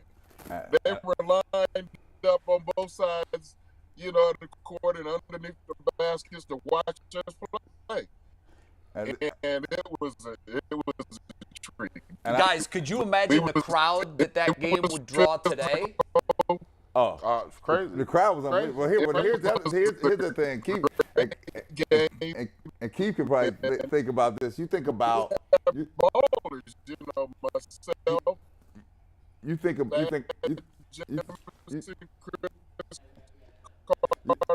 We got a bad connection. We're gonna pause it for a second. If you can maybe move to a better spot with better internet or something and try to call back, right. But unfortunately we can't make out what he's saying. So I was gonna say this: that you think about that, man. I appreciate Keith for calling it because it's one of my good friends. Obviously, I mean his career at Ohio State as a running back at the Ohio State and the NFL. He had a nice career in the NFL. He was a beast. He was a beast, and it was Dolphins. pleasure to watch him every Saturday too. Down in Columbus play. And when I just tell you this, a quality person, high quality person. I've heard that about Keith. I've never met him, but I've heard that about him. High quality person. And then I will tell you, the silliness. This is the silliness, right? So I forgot I had talked all that stuff, right? You forgot about standing up on the chair? See, you reminded me. Brad on a chair is like 9 foot tall. Look, I was performing. Right. It was a performance out here, right? Were you showing off for the girls? It was a performance. Like, here, I was representing my crew, right? And I was like, I did not know. I had heard of Middletown, and I knew what they had done in sports, but I had not really understood the power of, like, what Middletown really was or what Dayton Roth was because you didn't have that. You know, No. You knew your sector of town. I knew Cleveland, sure. Ohio. Sure. That's all I knew, really. But they had great basketball. They had great basketball players in Dayton, great basketball players in Middletown, great basketball players in Cincinnati, right? Great basketball players in Detroit. What I would tell you is this is the silly. You think about this. All these guys and all of us end up going basically high draft choices in the NFL, right? Sure. We're in the gym, and this is not a soft game. This is a real game. Oh, yeah. This is a real game. With the real chance of someone getting hurt. Take them lightly, you think? I walked into we're going to buzz these dudes off of here, right? You talking about an all Big Ten player. I'm about to buzz these dudes out of here, right? Ain't talking about nothing, right? We run you up and down here. We just going to play around. We thought we just going to play around with you, right? Yeah. Then it turned serious. Yeah. And then I was like this. I was into it, and I told Keith, because I talked to him last week. I didn't know he was coming on the show. I said, no, we got that as surprise you. I said, it took me a short time to realize, oh, hell, I got a problem. You're in trouble. Now, what other basketball players were with Dennis you? Hobson was with me. That's all. Oh, my God. Because I was going to ask, if Hop was on that team, how in the world did you lose? Did you have a good game individually, or did you struggle? Because I had talked to most stuff. I had to make and then what he doesn't tell you, the crowd, the girls that were here. That's why I said, can you imagine today with the internet, oh my God. If word got out in Columbus that the football team was going to battle the basketball team, you'd fill the shot. Oh my God! Oh yeah, it was crazy. We got Keith back apparently. And this is. We lost him again. This was word of mouth. Yeah. This was word of mouth. So how many people, roughly, if you had to guess? I mean, it had become 100, right? Wow. This was a late night throwdown, right? Yeah. And they like, oh, they really are going to play this game here, right? Yeah. And I swear, none of the coaches knew, because if the coaches knew, they would have put an end to that right now. Yeah, coaches ruined it. Was it in season or was it out? Was it? This was I believe this was in spring. Yeah, because I was going to say there's no way you could have been in season or they could have been in season. This was in spring. But they were probably waiting to be drafted. And so listen, so all this was, oh, you're not going to talk crazy to me about this, right? It was machismo. We're going to see you at 7 o'clock tonight, right? Yeah. And, like the old rumble on the docks. Right, that's what it was. And about the football players, like, when I played at McKinley, like, football players always wanted to prove, like, hey, bro, we get buckets. You're not going to just come. Like, even if you play basketball, all the football players play basketball. Yeah. We would wait. We'd be done with the state championship game. We go, now you be out of shape because you don't realize how much you run in basketball. You got to guard people. And you like, oh, goodness, this is a whole different thing. These were great athletes, right? Yeah. And that's why they had great professional careers, because they could transition to different things, right? Sure. And so the thing about it was, it really was just a bunch of pride on the table. Like, no, you're not going to be talking out here crazy to me, right? No. And so then, if we get Keith back, I'll tell you, it was a $25 bet, right? Mm-hmm. As I said, and the $25 felt like $500 when you were in college, right? Sure. And it was in the 80s. And so, in the 80s. And so here. So with inflation, that's like 100. Yeah, so that's 100 on the line. It was real money. It was real money and real pride, right? So I ended up losing. So I had to end up paying the bet, right? So what I don't know, if we get Keith back on, I said, because I didn't have the $25. I'm going to have to owe you on this one. No.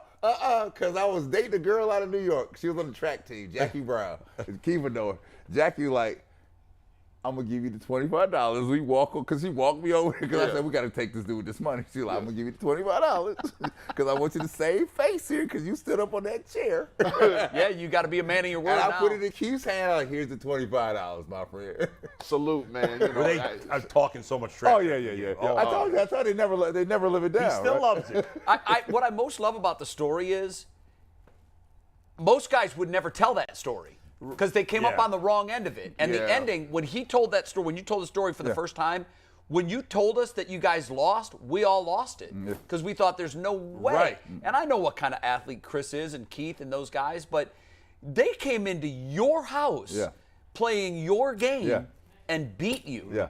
Because I tell you, because when it really got going, I got going because I was like, I got to play here. And then so Dennis was my roommate, so I got him going, so we're going to go. Well, I'm not sure the other guys I had on the team were feeling it like that, right? They kind of got talked into. At what point, how long did it take you before you were like, oh, this is real? Oh, this is about 5 minutes. Yeah, you knew right away. Okay, I figure I'm going to dust them up 10 quick. They'll be down 10-2. Yeah. Did Chris get any dunks? I can't remember if he got any dunks, but I was like, damn, he going to the basket real easy here. And I was like, at first I didn't know it.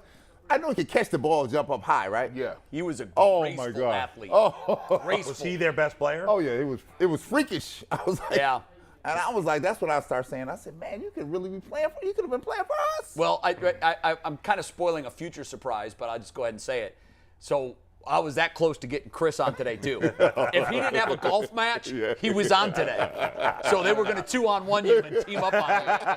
But I'll just throw that out there that Chris will be coming on the show in the near future because he said, I can't do it Friday. I wish I could. I'm golfing. But Chris is going to join us in the near future. And I tell you what, this is what I'm so proud of those guys for, not just because we made it through Ohio State at a time when it was just us, really, basically. Right. And we just banded together, right? And everybody has had their ups and downs, but they have been stand-up people all the way along the way. They're the same people today that we were when we were 18. They're the same people today, and that's what you appreciate about good friendships because you can pick up the phone, they'll catch it, and they'll figure out what's going on. What do we need to do together to make this thing Salt happen? of the earth people. Yep. The one thing that you've worked for you lived in the Northeast. Working in different parts of the country, the one thing that Midwest nice is a real thing.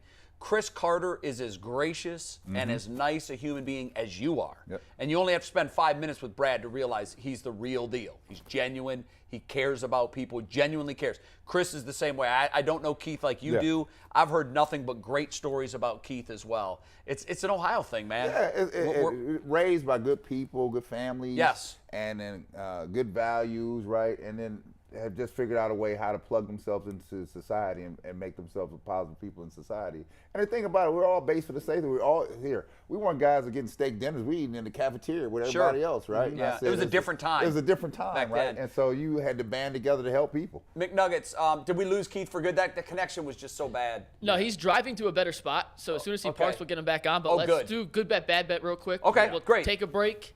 And then we'll bring Keith back on. We'll try to get Keith back on. Because we got to wrap that up. show, but Keith he's trying to get back on. So okay, very good. Let's look at yesterday's standings, Steve. Let's get the tombstone up, as well as the full graphic. G. Bush still in the lead here. Yesterday's bets not great for you guys. Jay, 0-3, Bull, yes, sir. 1 and 2. Yes, G. sir. Bush 2 and 1. These are the full 6-person standings, so you can see everyone. Bull, you got to do better. I do. Plain and simple. By the way, I actually I've been just giving quick answers. I actually decided today I better start getting on. Yeah, that was me a couple days ago. I gotta start getting on. Not a quick answer. Hey, man. I was like, Mike would text and I'd be good, bad, good, whatever. Yeah. No, Today I was like looking at pitching logs and doing all kinds of stuff. I did that a couple days ago because I was once I got to 500, I'm like, this isn't cool. Hey, I told y'all that belt ain't up there for no reason. By the way, you guys keep improving the graphics. I think the next step has got to be put them in order of standing. Yeah, like top man. Yeah. First. Yeah, well, it's that way for a reason. So the top 3 always stay the same. The bottom 3 are the 3 rotating chairs. But do you want to explain? Wait, do you want to explain, G. Bush, why that belt is glimmering like that? Let me show. Listen, G. Bush, we got to wait on that because we're gonna get Keith back in 1 second. So we got to fly through these real quick. Yeah. First bet, Guardians favored by 1.5 runs today over the Orioles. That's easy. We all agree it's a good bet. Let's move on to the next one. Easy. Make these super quick. Over 7.5 strikeouts for Shane Bieber. Wait, I thought you said 8.5. It was at 8. No, 7.5. 7.5. Oh man, I thought. All right, that now was 8.5. here's the thing: Shane Bieber's only been over 7.5 strikeouts one time this year. However, he looked that great was last 2 time starts out. ago. His last 2 starts have been great. The Orioles strike out more than any team in the American League, and they don't walk, which means a lower pitch count, more innings.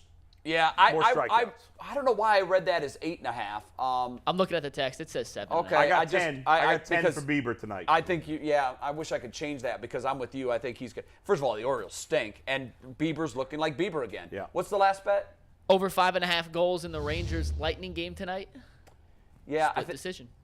It was so easy for me because the Rangers scored like 7 in game 6. 1. I think they won 6-2. 6-2. I got a 3-2 game coming up. Oh, you do? I know nothing about hockey. I called my buddy You're in New York. who does hockey stuff. I said over under 5.5. He told me under, so I'm going with him. Okay. Shout out Brian Monzo. We have Keith back. He said he can multitask while driving. We do not advise this, but he said he wants to get back at Brad. We could have a Jaquel Jackson on our hands. He want to finish this. KB. Oh. Did we just lose him at this exact moment? Yeah. This is going swimmingly. Yeah. I will take a break. Yeah. We'll do Ask the Show when we come back. Keith. All right. Wait, we got him back. Keith, can you hear us? KB must be down. We're going to take a break. You got to get on Keith, Brad. We'll get him back on. Unfortunately, just the connection not good today. All right. Yeah. It's tough when you need that Wi-Fi. Ask the Show. We've taken it from radio to TV. Yes. That's coming up next. After the break. Our first ever Ask the Show. Yeah. Can't wait for that. Hi, my name is Jay Crawford. I am a lifelong Cleveland sports fan. I have carried my fandom every city I've ever lived in. People have always asked me, why are you so diehard about Cleveland? It's because I'm from here. And we know how much our teams mean to us. Most of us know that because of our parents. In my case, my father was just a huge Cleveland sports fan. It was really part of our life. It was woven into everything we did. And it was our connection throughout his life. When you watch Front Row, you never have to ask what's going on in Cleveland. It is our job to get you up to speed on the latest news and events so you can enjoy all our city has to offer. We are bright, bold, and all about the action. Whether you're a diehard Browns fan, waiting on breaking news, or searching for a special event for a weekend away, our hometown has it all. So join us. We're waiting for you. Front Row, weeknights at 7. Seeing, knowing, and understanding Northeast Ohio is something we take very seriously. Because in our connected world, what happens in one community can have an impact on others, leading to difficult challenges and opportunities for reflection and growth. So, for in-depth analysis of how today's top stories affect you, your family, and our communities across Northeast Ohio, Join us for 3 News at 6. so you know what matters most. Hi, my name is Jay Crawford. I'm a lifelong Cleveland sports fan. My favorite all-time Cleveland sports moment, you're not going to believe this, it was Rajay Davis's home run in Game 7 that tied the score. My favorite Cleveland sports moment would have to be the Kyrie Irving 2016 shot. It's the only time that I've ever cried over any sporting event. And my ultimate Cleveland memory is when the Cavs won the championship and the day of the parade. It was one of the greatest experiences I've ever had in my life. Yeah, it is. It is. That sounds like a horror movie. Like something bad's about to go down. It is. And something bad is about to go down. First of all, we want to thank Keith Byars. We tried very hard, but we just couldn't get that good signal. But he was a great sport, and you were really a good sport for going along with it. Well, listen, I'm glad you guys are funny. But I like it's a good story to tell. My right? overall memory of Keith Byars, number 41, was when he ran out of his shoe I was there. at Ohio State. I was there. He had like a 65-yard touchdown run and crazy, literally in a sock. ran out of his One cleat shoe and and a just sock. kept going to the end zone. Kept going. Yeah, famous.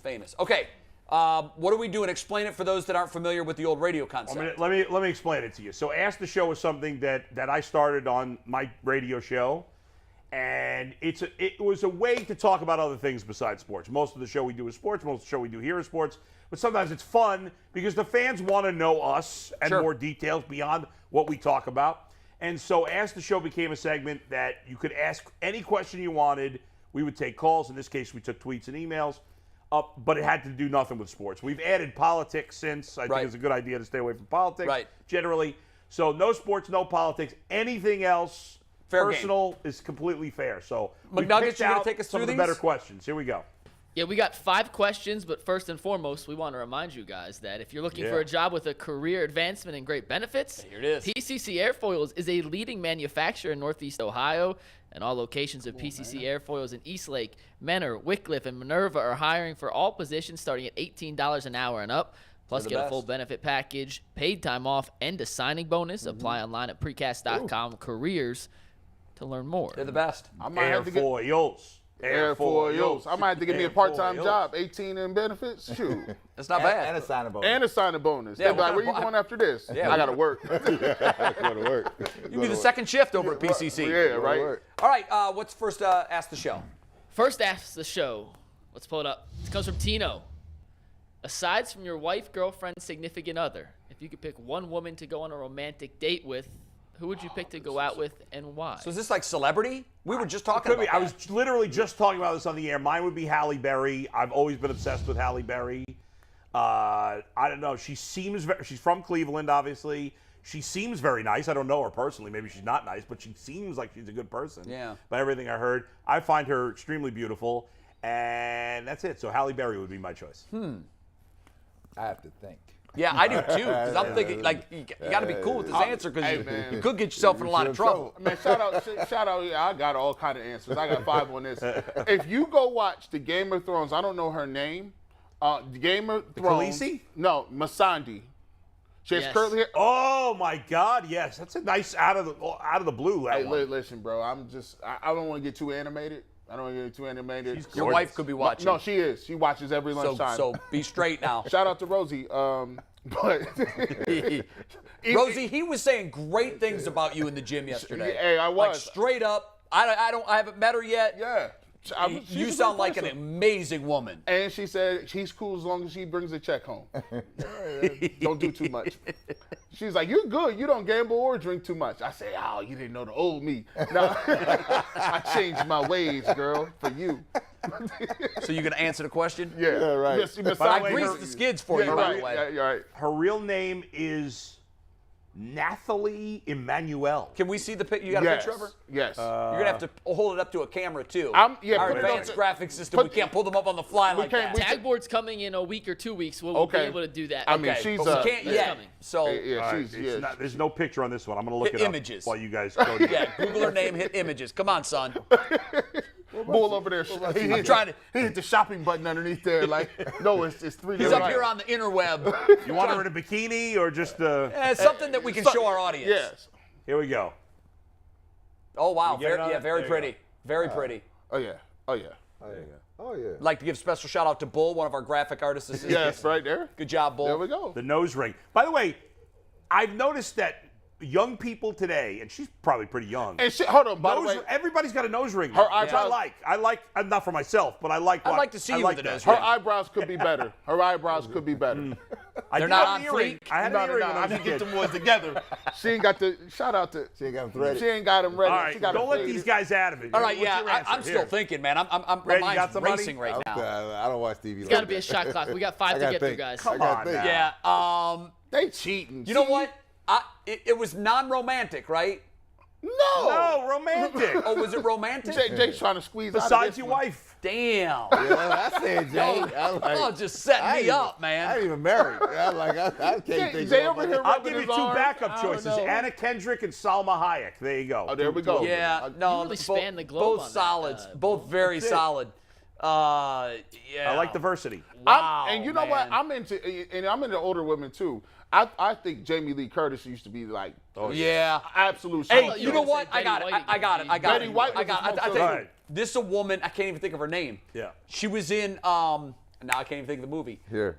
She was in the Tuscany movie. She's red hair. I don't know that movie. She's got red hair. Help me, guys. She's got strawberry red hair. Nah. She's a beautiful woman. Red hair girl in She was in Tuscany. The Outsiders. This is hold on, we're going next. This is the worst 2 minutes of YouTube television Hey, ever. here. We're going to the next question. I'll go back Steve, to let's pull up the next question. Under on. the Terrible. Tuscan sky, she was in. Okay, all right. All right, next question I'll comes figure from it out. Hamp the Champ 15. This could apply to both, trying to find a picture of Misandre. But was there ever a point in a career when you had not found success yet and wanted to give up and do something different?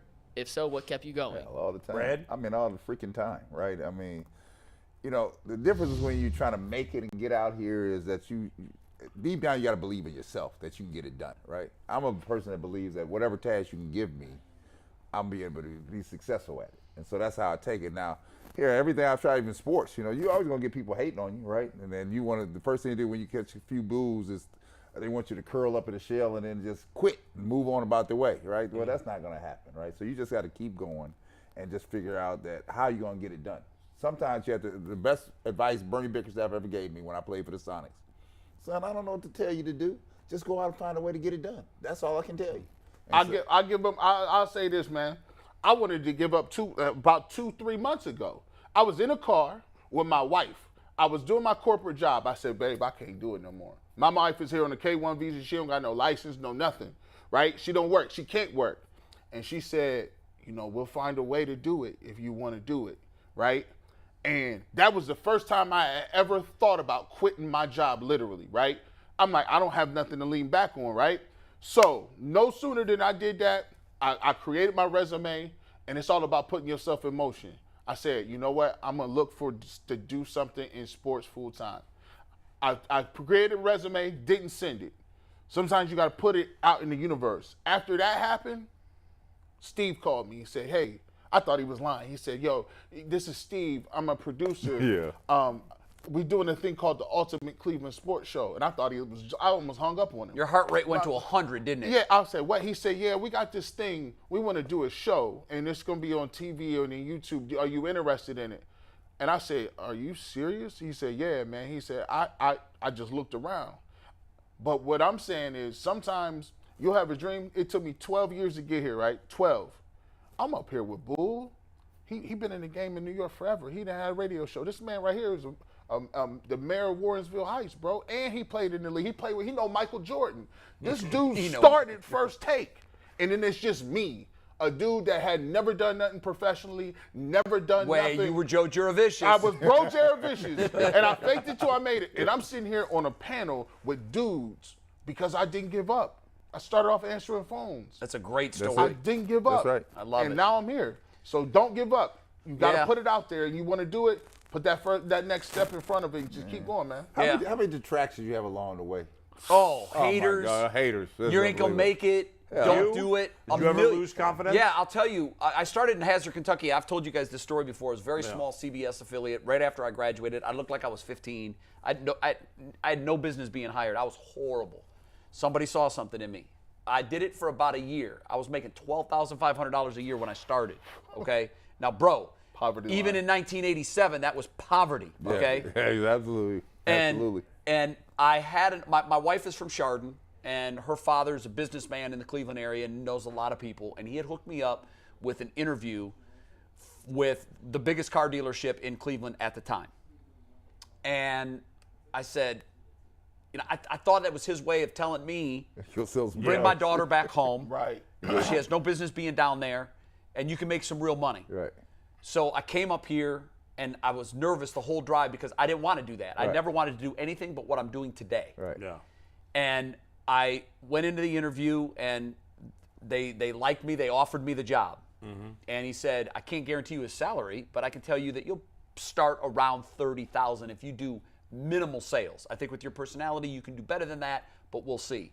So now I'm thinking, how do I drive back to my wife and tell my wife I got an opportunity to more than double my salary and put you in your parents' backyard? How do I do that? Well, I did that because my wife is an incredible woman, and my father. They were the two people that were most instrumental. My mother too, but my father, who would have turned 84 today, June 3rd was his birthday, told me, you've been talking about doing this since you were 5. Now you want to sell cars because it's tough, because you're not making any money? Does it matter to you that I believe in you and that I believe you can write your own paycheck as a sportscaster? Yeah. And my wife said the same thing. Don't do it. We'll get home. I don't need to be home right now, and you'll make money. You know, and I didn't. And it's to your point. Don't give up on your dream, man. Never. Don't give up. Don't do it, because I live by this testament. I tell my kids this, right? And I tell people this all, and people never find out about it. So you talk about $12,500, and you say, I'm going to leave for a job that pays more. Let me tell you something. All money ain't good money. You're right. All money. And don't mess with happy. Right. Well, don't mess with it. You can't buy peace of mind. No, that's true. You can't. Cannot. You can't. Early in my career, I was working in upstate New York, making no money for 7, 8 years. But I never gave up hope because I'm cocky as you know what, and I think I'm the best sports talker out there. You have to. So I stayed confident and would not let anything deter me. But there were moments where I'm like, am I ever going to get out of small town USA? Yeah. And then I got the opportunity in New York, and I got the opportunity here. But, you know, leaving the radio where I was comfortable for 20 years, without having a job set in stone, there were feelers, but there was nothing set in stone when this came together. And what you guys was talking, and what you just said, Brad, about happiness is, my last couple of years in radio, I was not happy. That's why I left. I was, I'm not going to get into all the things, but I was just frustrated with some parts of the business. And it was too many hours, and I was frustrated. I wanted more time with my family during the afternoon hours. And I've said to anybody who will listen to me right now that this is the happiest I've been in a number of years. I love that I'm done working at 2 o'clock in the afternoon. Sure. And so, you always got to believe in yourself. Yeah. That's it. Yeah. If you're not going to believe in yourself, nobody else will. But you asked me, were there haters? Was it, there's always going to be haters. Oh my God. Bull, you're hearing from folks that are like, dude, why'd you leave your radio show for this? I know. Because we believe in this. Yes, 100%. And you know what? After hearing these stories, there's no one I'd rather be in the foxhole with than you guys. Damn right. Because we're not going to be deterred. We know what our dream is. We know that we can, through hard work, we can make it happen. We're texting each other all the time because we're obsessed with making this show as good as it can be. Absolutely. We all want it. Everybody behind the scenes, you don't hear from them as much, but they're all busting their ass. We're all working hard. We're having fun. Yeah. And why would I leave my job for this? Because I love this. I'm having a ball. Before you get to your next question, Diane Lane, that's her name. Stevie, can you zoom in on this? There you go. Like this is a beautiful woman now, guys. Let me see. This is a beautiful woman now. And she's Diane older. Lane. She's older. I don't know. What camera you want me to hold this to? This one here? You zooming in? There you go. Oh, yeah, that works. That works. That works. No, that works.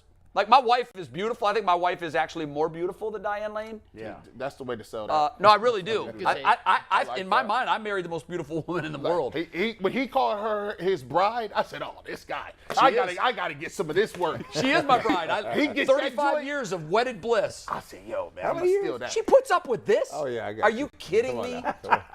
And she 35. believes in me. Yes, that's important. That is when your spouse or your partner, That's whatever, all believes you in want. you.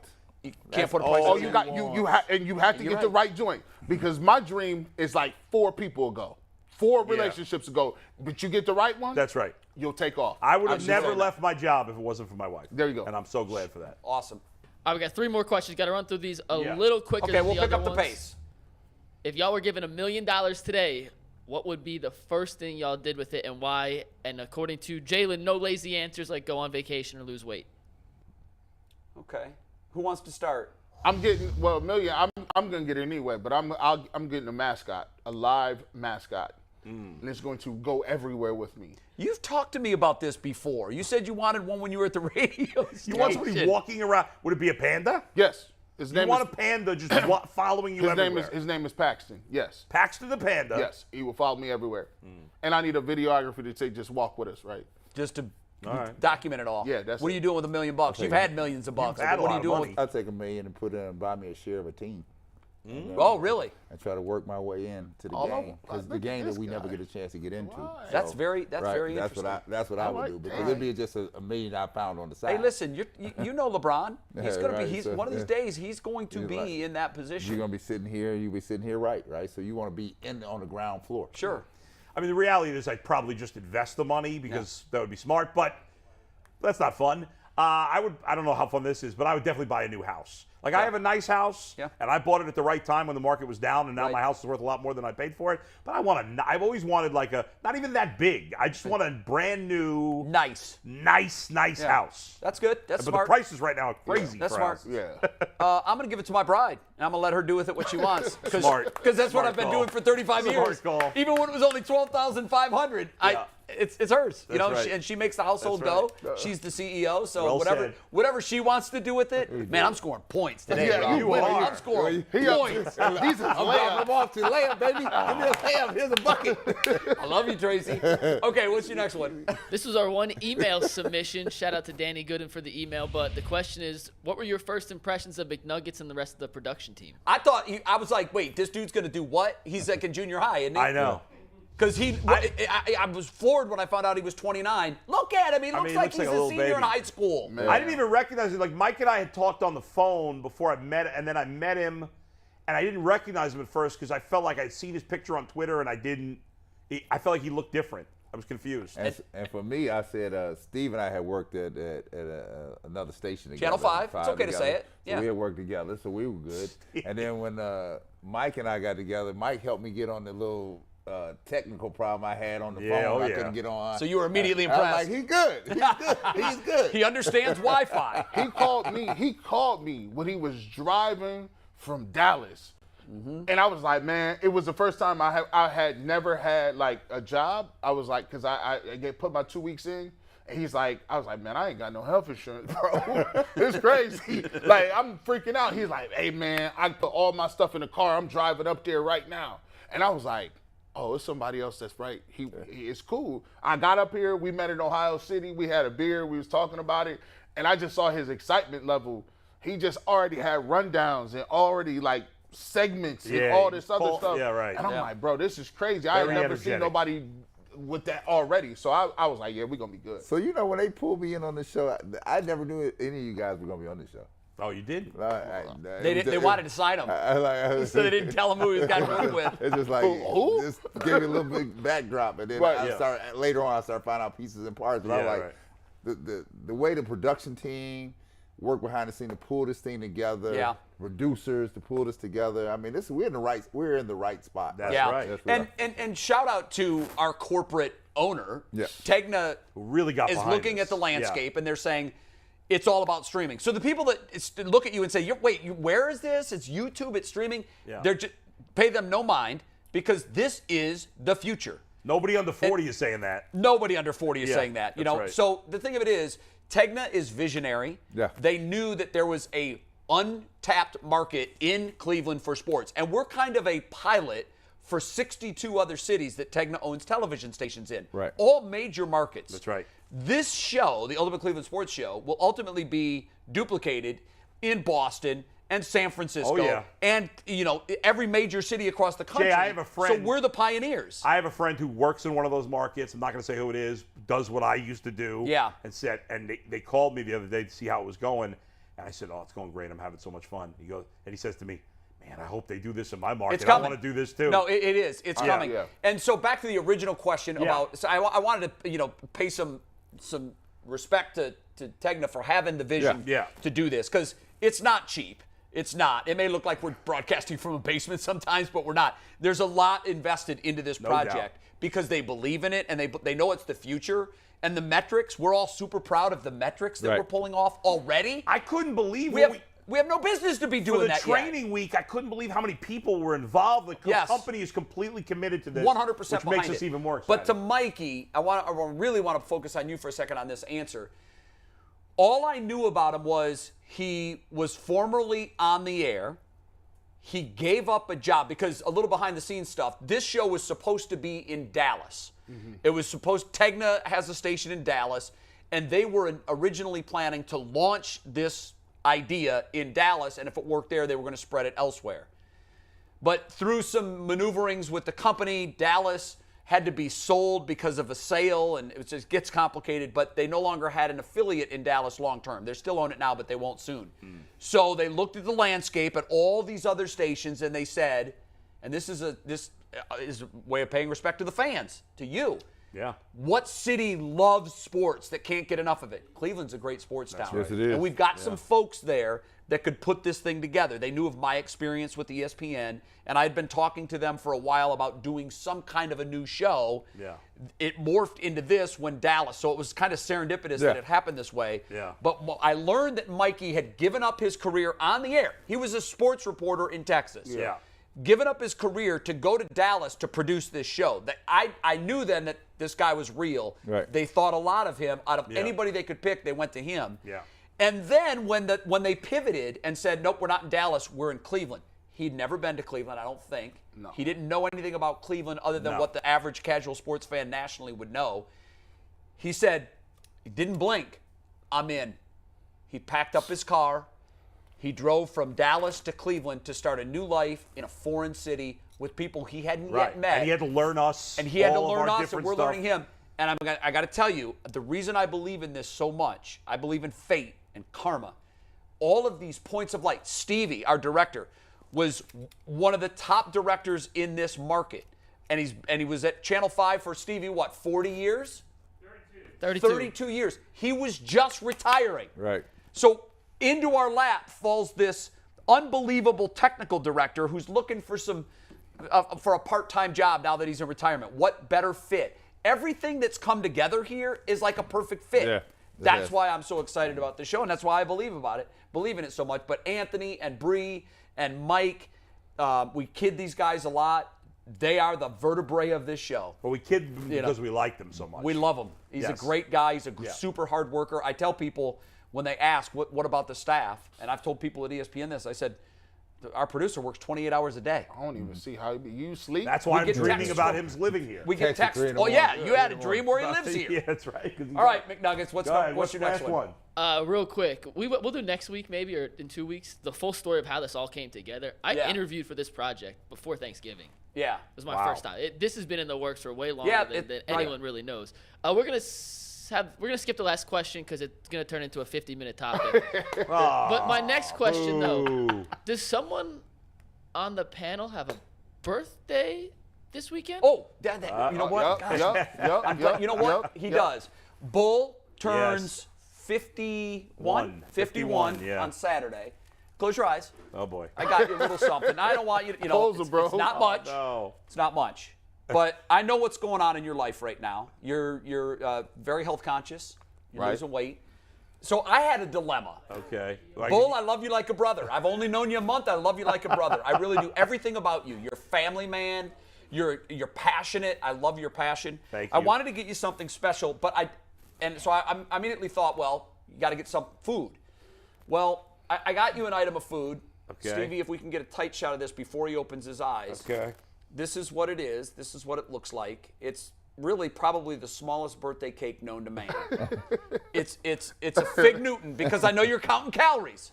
So there you go. I love Fig Newtons. Happy 51st birthday. There's only 10 calories in that. Happy birthday. And really, in all seriousness, thank you. We're thrilled to be able to share your 51st birthday. Go ahead, eat that. With you. We're thrilled to Congratulations, bro. And that really is on behalf of Brad and I. Okay, so Brad and I went in. I don't want to take all the credit for this. Brad gave me a nickel.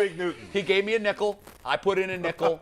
And I told. Very thoughtful. Thank you. I told G. Bush, you're on your own. Because you got that little thing going right now. Where's my present? Where's my present? I got you together, man. Do you need him to close his eyes again? I got you together. No, actually, Mikey McNuggets, he might got something right now for him. What do you got, Mikey? So this is a nice thing and a bad thing. See, me and Adam Nabur are in a weight loss competition, and it's his birthday tomorrow. So what better way to be a good buddy than to buy him a truffle triple chocolate seafood cake for his birthday? We're gonna see if he eats it on camera too, by the way. I'll eat it. Only good friends buy other good friends truffle cakes when they're on a diet. Here's my favorite part. Let me see if you're gonna eat it, buddy. Are you gonna be strong tomorrow? Are you gonna be strong? Here's the cake. Oh my God. Cake, bro. The cake, bro. Oh my Here's God. the cake, bro. There it is. Oh, There's only 10,000 calories in that. Wow, should I read the card on there? It is, bro. Yeah. Go ahead, live dangerously on your birthday. Oh, everybody signed. That is really awesome. I told you. Now listen, how we did this thing. Should I you put know? it right there? No, there. I keep switching to the wrong camera. There we go. There it Everybody is. sign it. That's really nice. Thank you, everybody. Hey, I'm really listen, touched. From your new TV family. My new family. Hey, Look at that cake. We got a knife or something? Look, I told you. Just pick it up and shove it in. Shove it in your mouth. I made it. I said, yo, I need to get I got to this. eat this cake. I mean, you're eating some too. You're eating some too if I'm eating it. I told Look at that cake. It looks amazing. So it's got to go bite for bite for every bite you put in your mouth. Yeah. That way you offset it. You got Yeah, I got it. I'll You got to eat some. That cake looks awesome. I was going to sabotage you. Yeah. I was going to get him a truffle. Oh, yeah. my God. I thought I was going to get him bad. Mint No chocolate. knife? See, look, you got to take it home and No destroy fork, it. no No knife. Forget all those nice things I said about the behind-the-scenes staff. What happened? We got no. Oh, we got forks. Yeah. Say that'll work. Who's having a piece? Everybody having a piece? Yeah, you cut it up. I'm going to take Are care we of some the other end of the business show? really quickly here. Yeah. First of Dropping all, things. I mentioned Stevie, our director. He's been here 32 years. I've just known him for a short time, but I can tell you he's as professional as they get. And I don't know. I wanted to call him the best director in the market, but I'm going to say he's one AAA. Oh, yeah, that's a good call. Because I have to give a shout out to a man that I've only known for 3 years now that I've been here at Channel 3. But Al Wall has been our director of production. I'm not exactly sure what his title is. He's president of production or whatever. But I just know him as Al. He's a great friend. He's been involved in this project. He's been doing a lot of the behind-the-scenes work that you guys haven't been able to see. This was just a big closet, pretty much, at Did a Channel great 3. job on this. And they converted this into a television studio, and they did a magical job. Al's last day at Channel 3 is today. And Al and I, he's a big sports fan, and he also has been a boater. He has a place up on Catawba Island, which was, it's part of the area that I spent a lot of time in. Al is leaving us after, I think, 40 years. 42? 42 years, guys.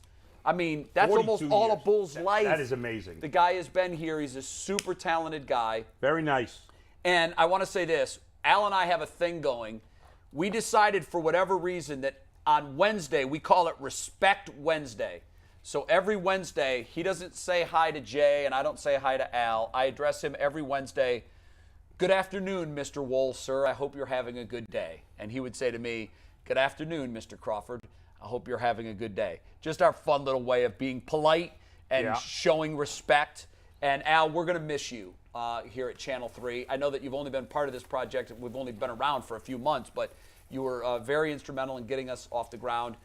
Good luck to you in your second life. Your best chapter is yet to come. I know you've been working hard on your house in Catawba, and I know you're going to enjoy it. So thank you for all that you've done. I know that our audience probably doesn't know who I'm talking about, but now they know Al Wall is a great guy. He really is. And also, if you're looking for something to do this weekend, I got a text from Bernie Kosar this morning saying, "Hey, bro, can you publicize this for me?" I said, "Sure." This is the Cleveland Rams. They're a semi-pro team here in Cleveland. They're playing the Baltimore Lightning. So where else can you get Cleveland-Baltimore football in June? Well, tomorrow they're going to be playing at 4 o'clock at Cleveland Heights. At 2101. That's Cleveland Heights High School, right? Their football field. Yep. And the tickets are $10, but if you're 12 and under, you get in for free. Look, if you got a football itch, and we all do, go check them out because I'm told they're very good. They're having a great season, and support them if you can because they need all the help they can get. And I know we love football. Good luck to them. And by the way, is it good? Let's check it out. With this cake. The cake is good. Oh, that's great. Oh my goodness. Oh. G, y'all did yourself, G. Oh. Well I'm done. going right to the gym after this. I'm going to have to spend another 30 minutes on cardio This today. is so rich right now. This is crazy. Bull, how is it? It's delicious. Thank you for the cake. We're going to equally gain weight. Well, here's the thing. He's got a lot more to take home with him. Yeah. Oh, no, I can't take the rest of that home. Oh, it's yours, bro. Yeah, you have a wife and child to feed. One child to feed. I'm putting my money on you for Tuesday's weigh-in. You got my money. We're using the handle of the spoon to cut it. Now the question is, will it make it home to his wife and child? I hope so. I mean, if it was like a movie, I'd just pick it up like this. Exactly. It's very good. The cake is pretty very good. kind of you. The cake is gone. Bull, happy birthday. Thank you, guys. Have a great birthday. Thank you, You only everybody. turned Happy 51 birthday, balls. Bull. Thank you. Brad Sellars, thanks for being here. Thank you. Keith Byars was awesome. I wish we had him for longer. He'll be Luke back on Quell next was week. We're already incredible. in touch. We'll get Keith back without a doubt. Okay, awesome. And for Bro Jurevicius and Joe Jurevicius, I think that might be the funniest single story we've had on the show so far. So congratulations to you. And we're going to end the show so some of these beautiful people can help eat this cake. Yeah, that's right. Peace out. Have a great weekend. See you, everybody. Be safe. We'll see you Monday when Tim Couch joins us. Playing auto mechanic or former Browns quarterback. So he's going to play auto mechanic or former Browns quarterback, the game that Mike Polk played with us a couple weeks ago. I love that. That was a blast. And also, we're going to talk about Cleveland one-hit wonders. So start thinking about that and see if the guy on your list makes our list. In the meantime, have a great time. Thanks for watching the Ultimate Cleveland Sports Show. We're back Monday, 11 a.m. Have a great weekend. See ya. Out of here. Peace. Oh, man.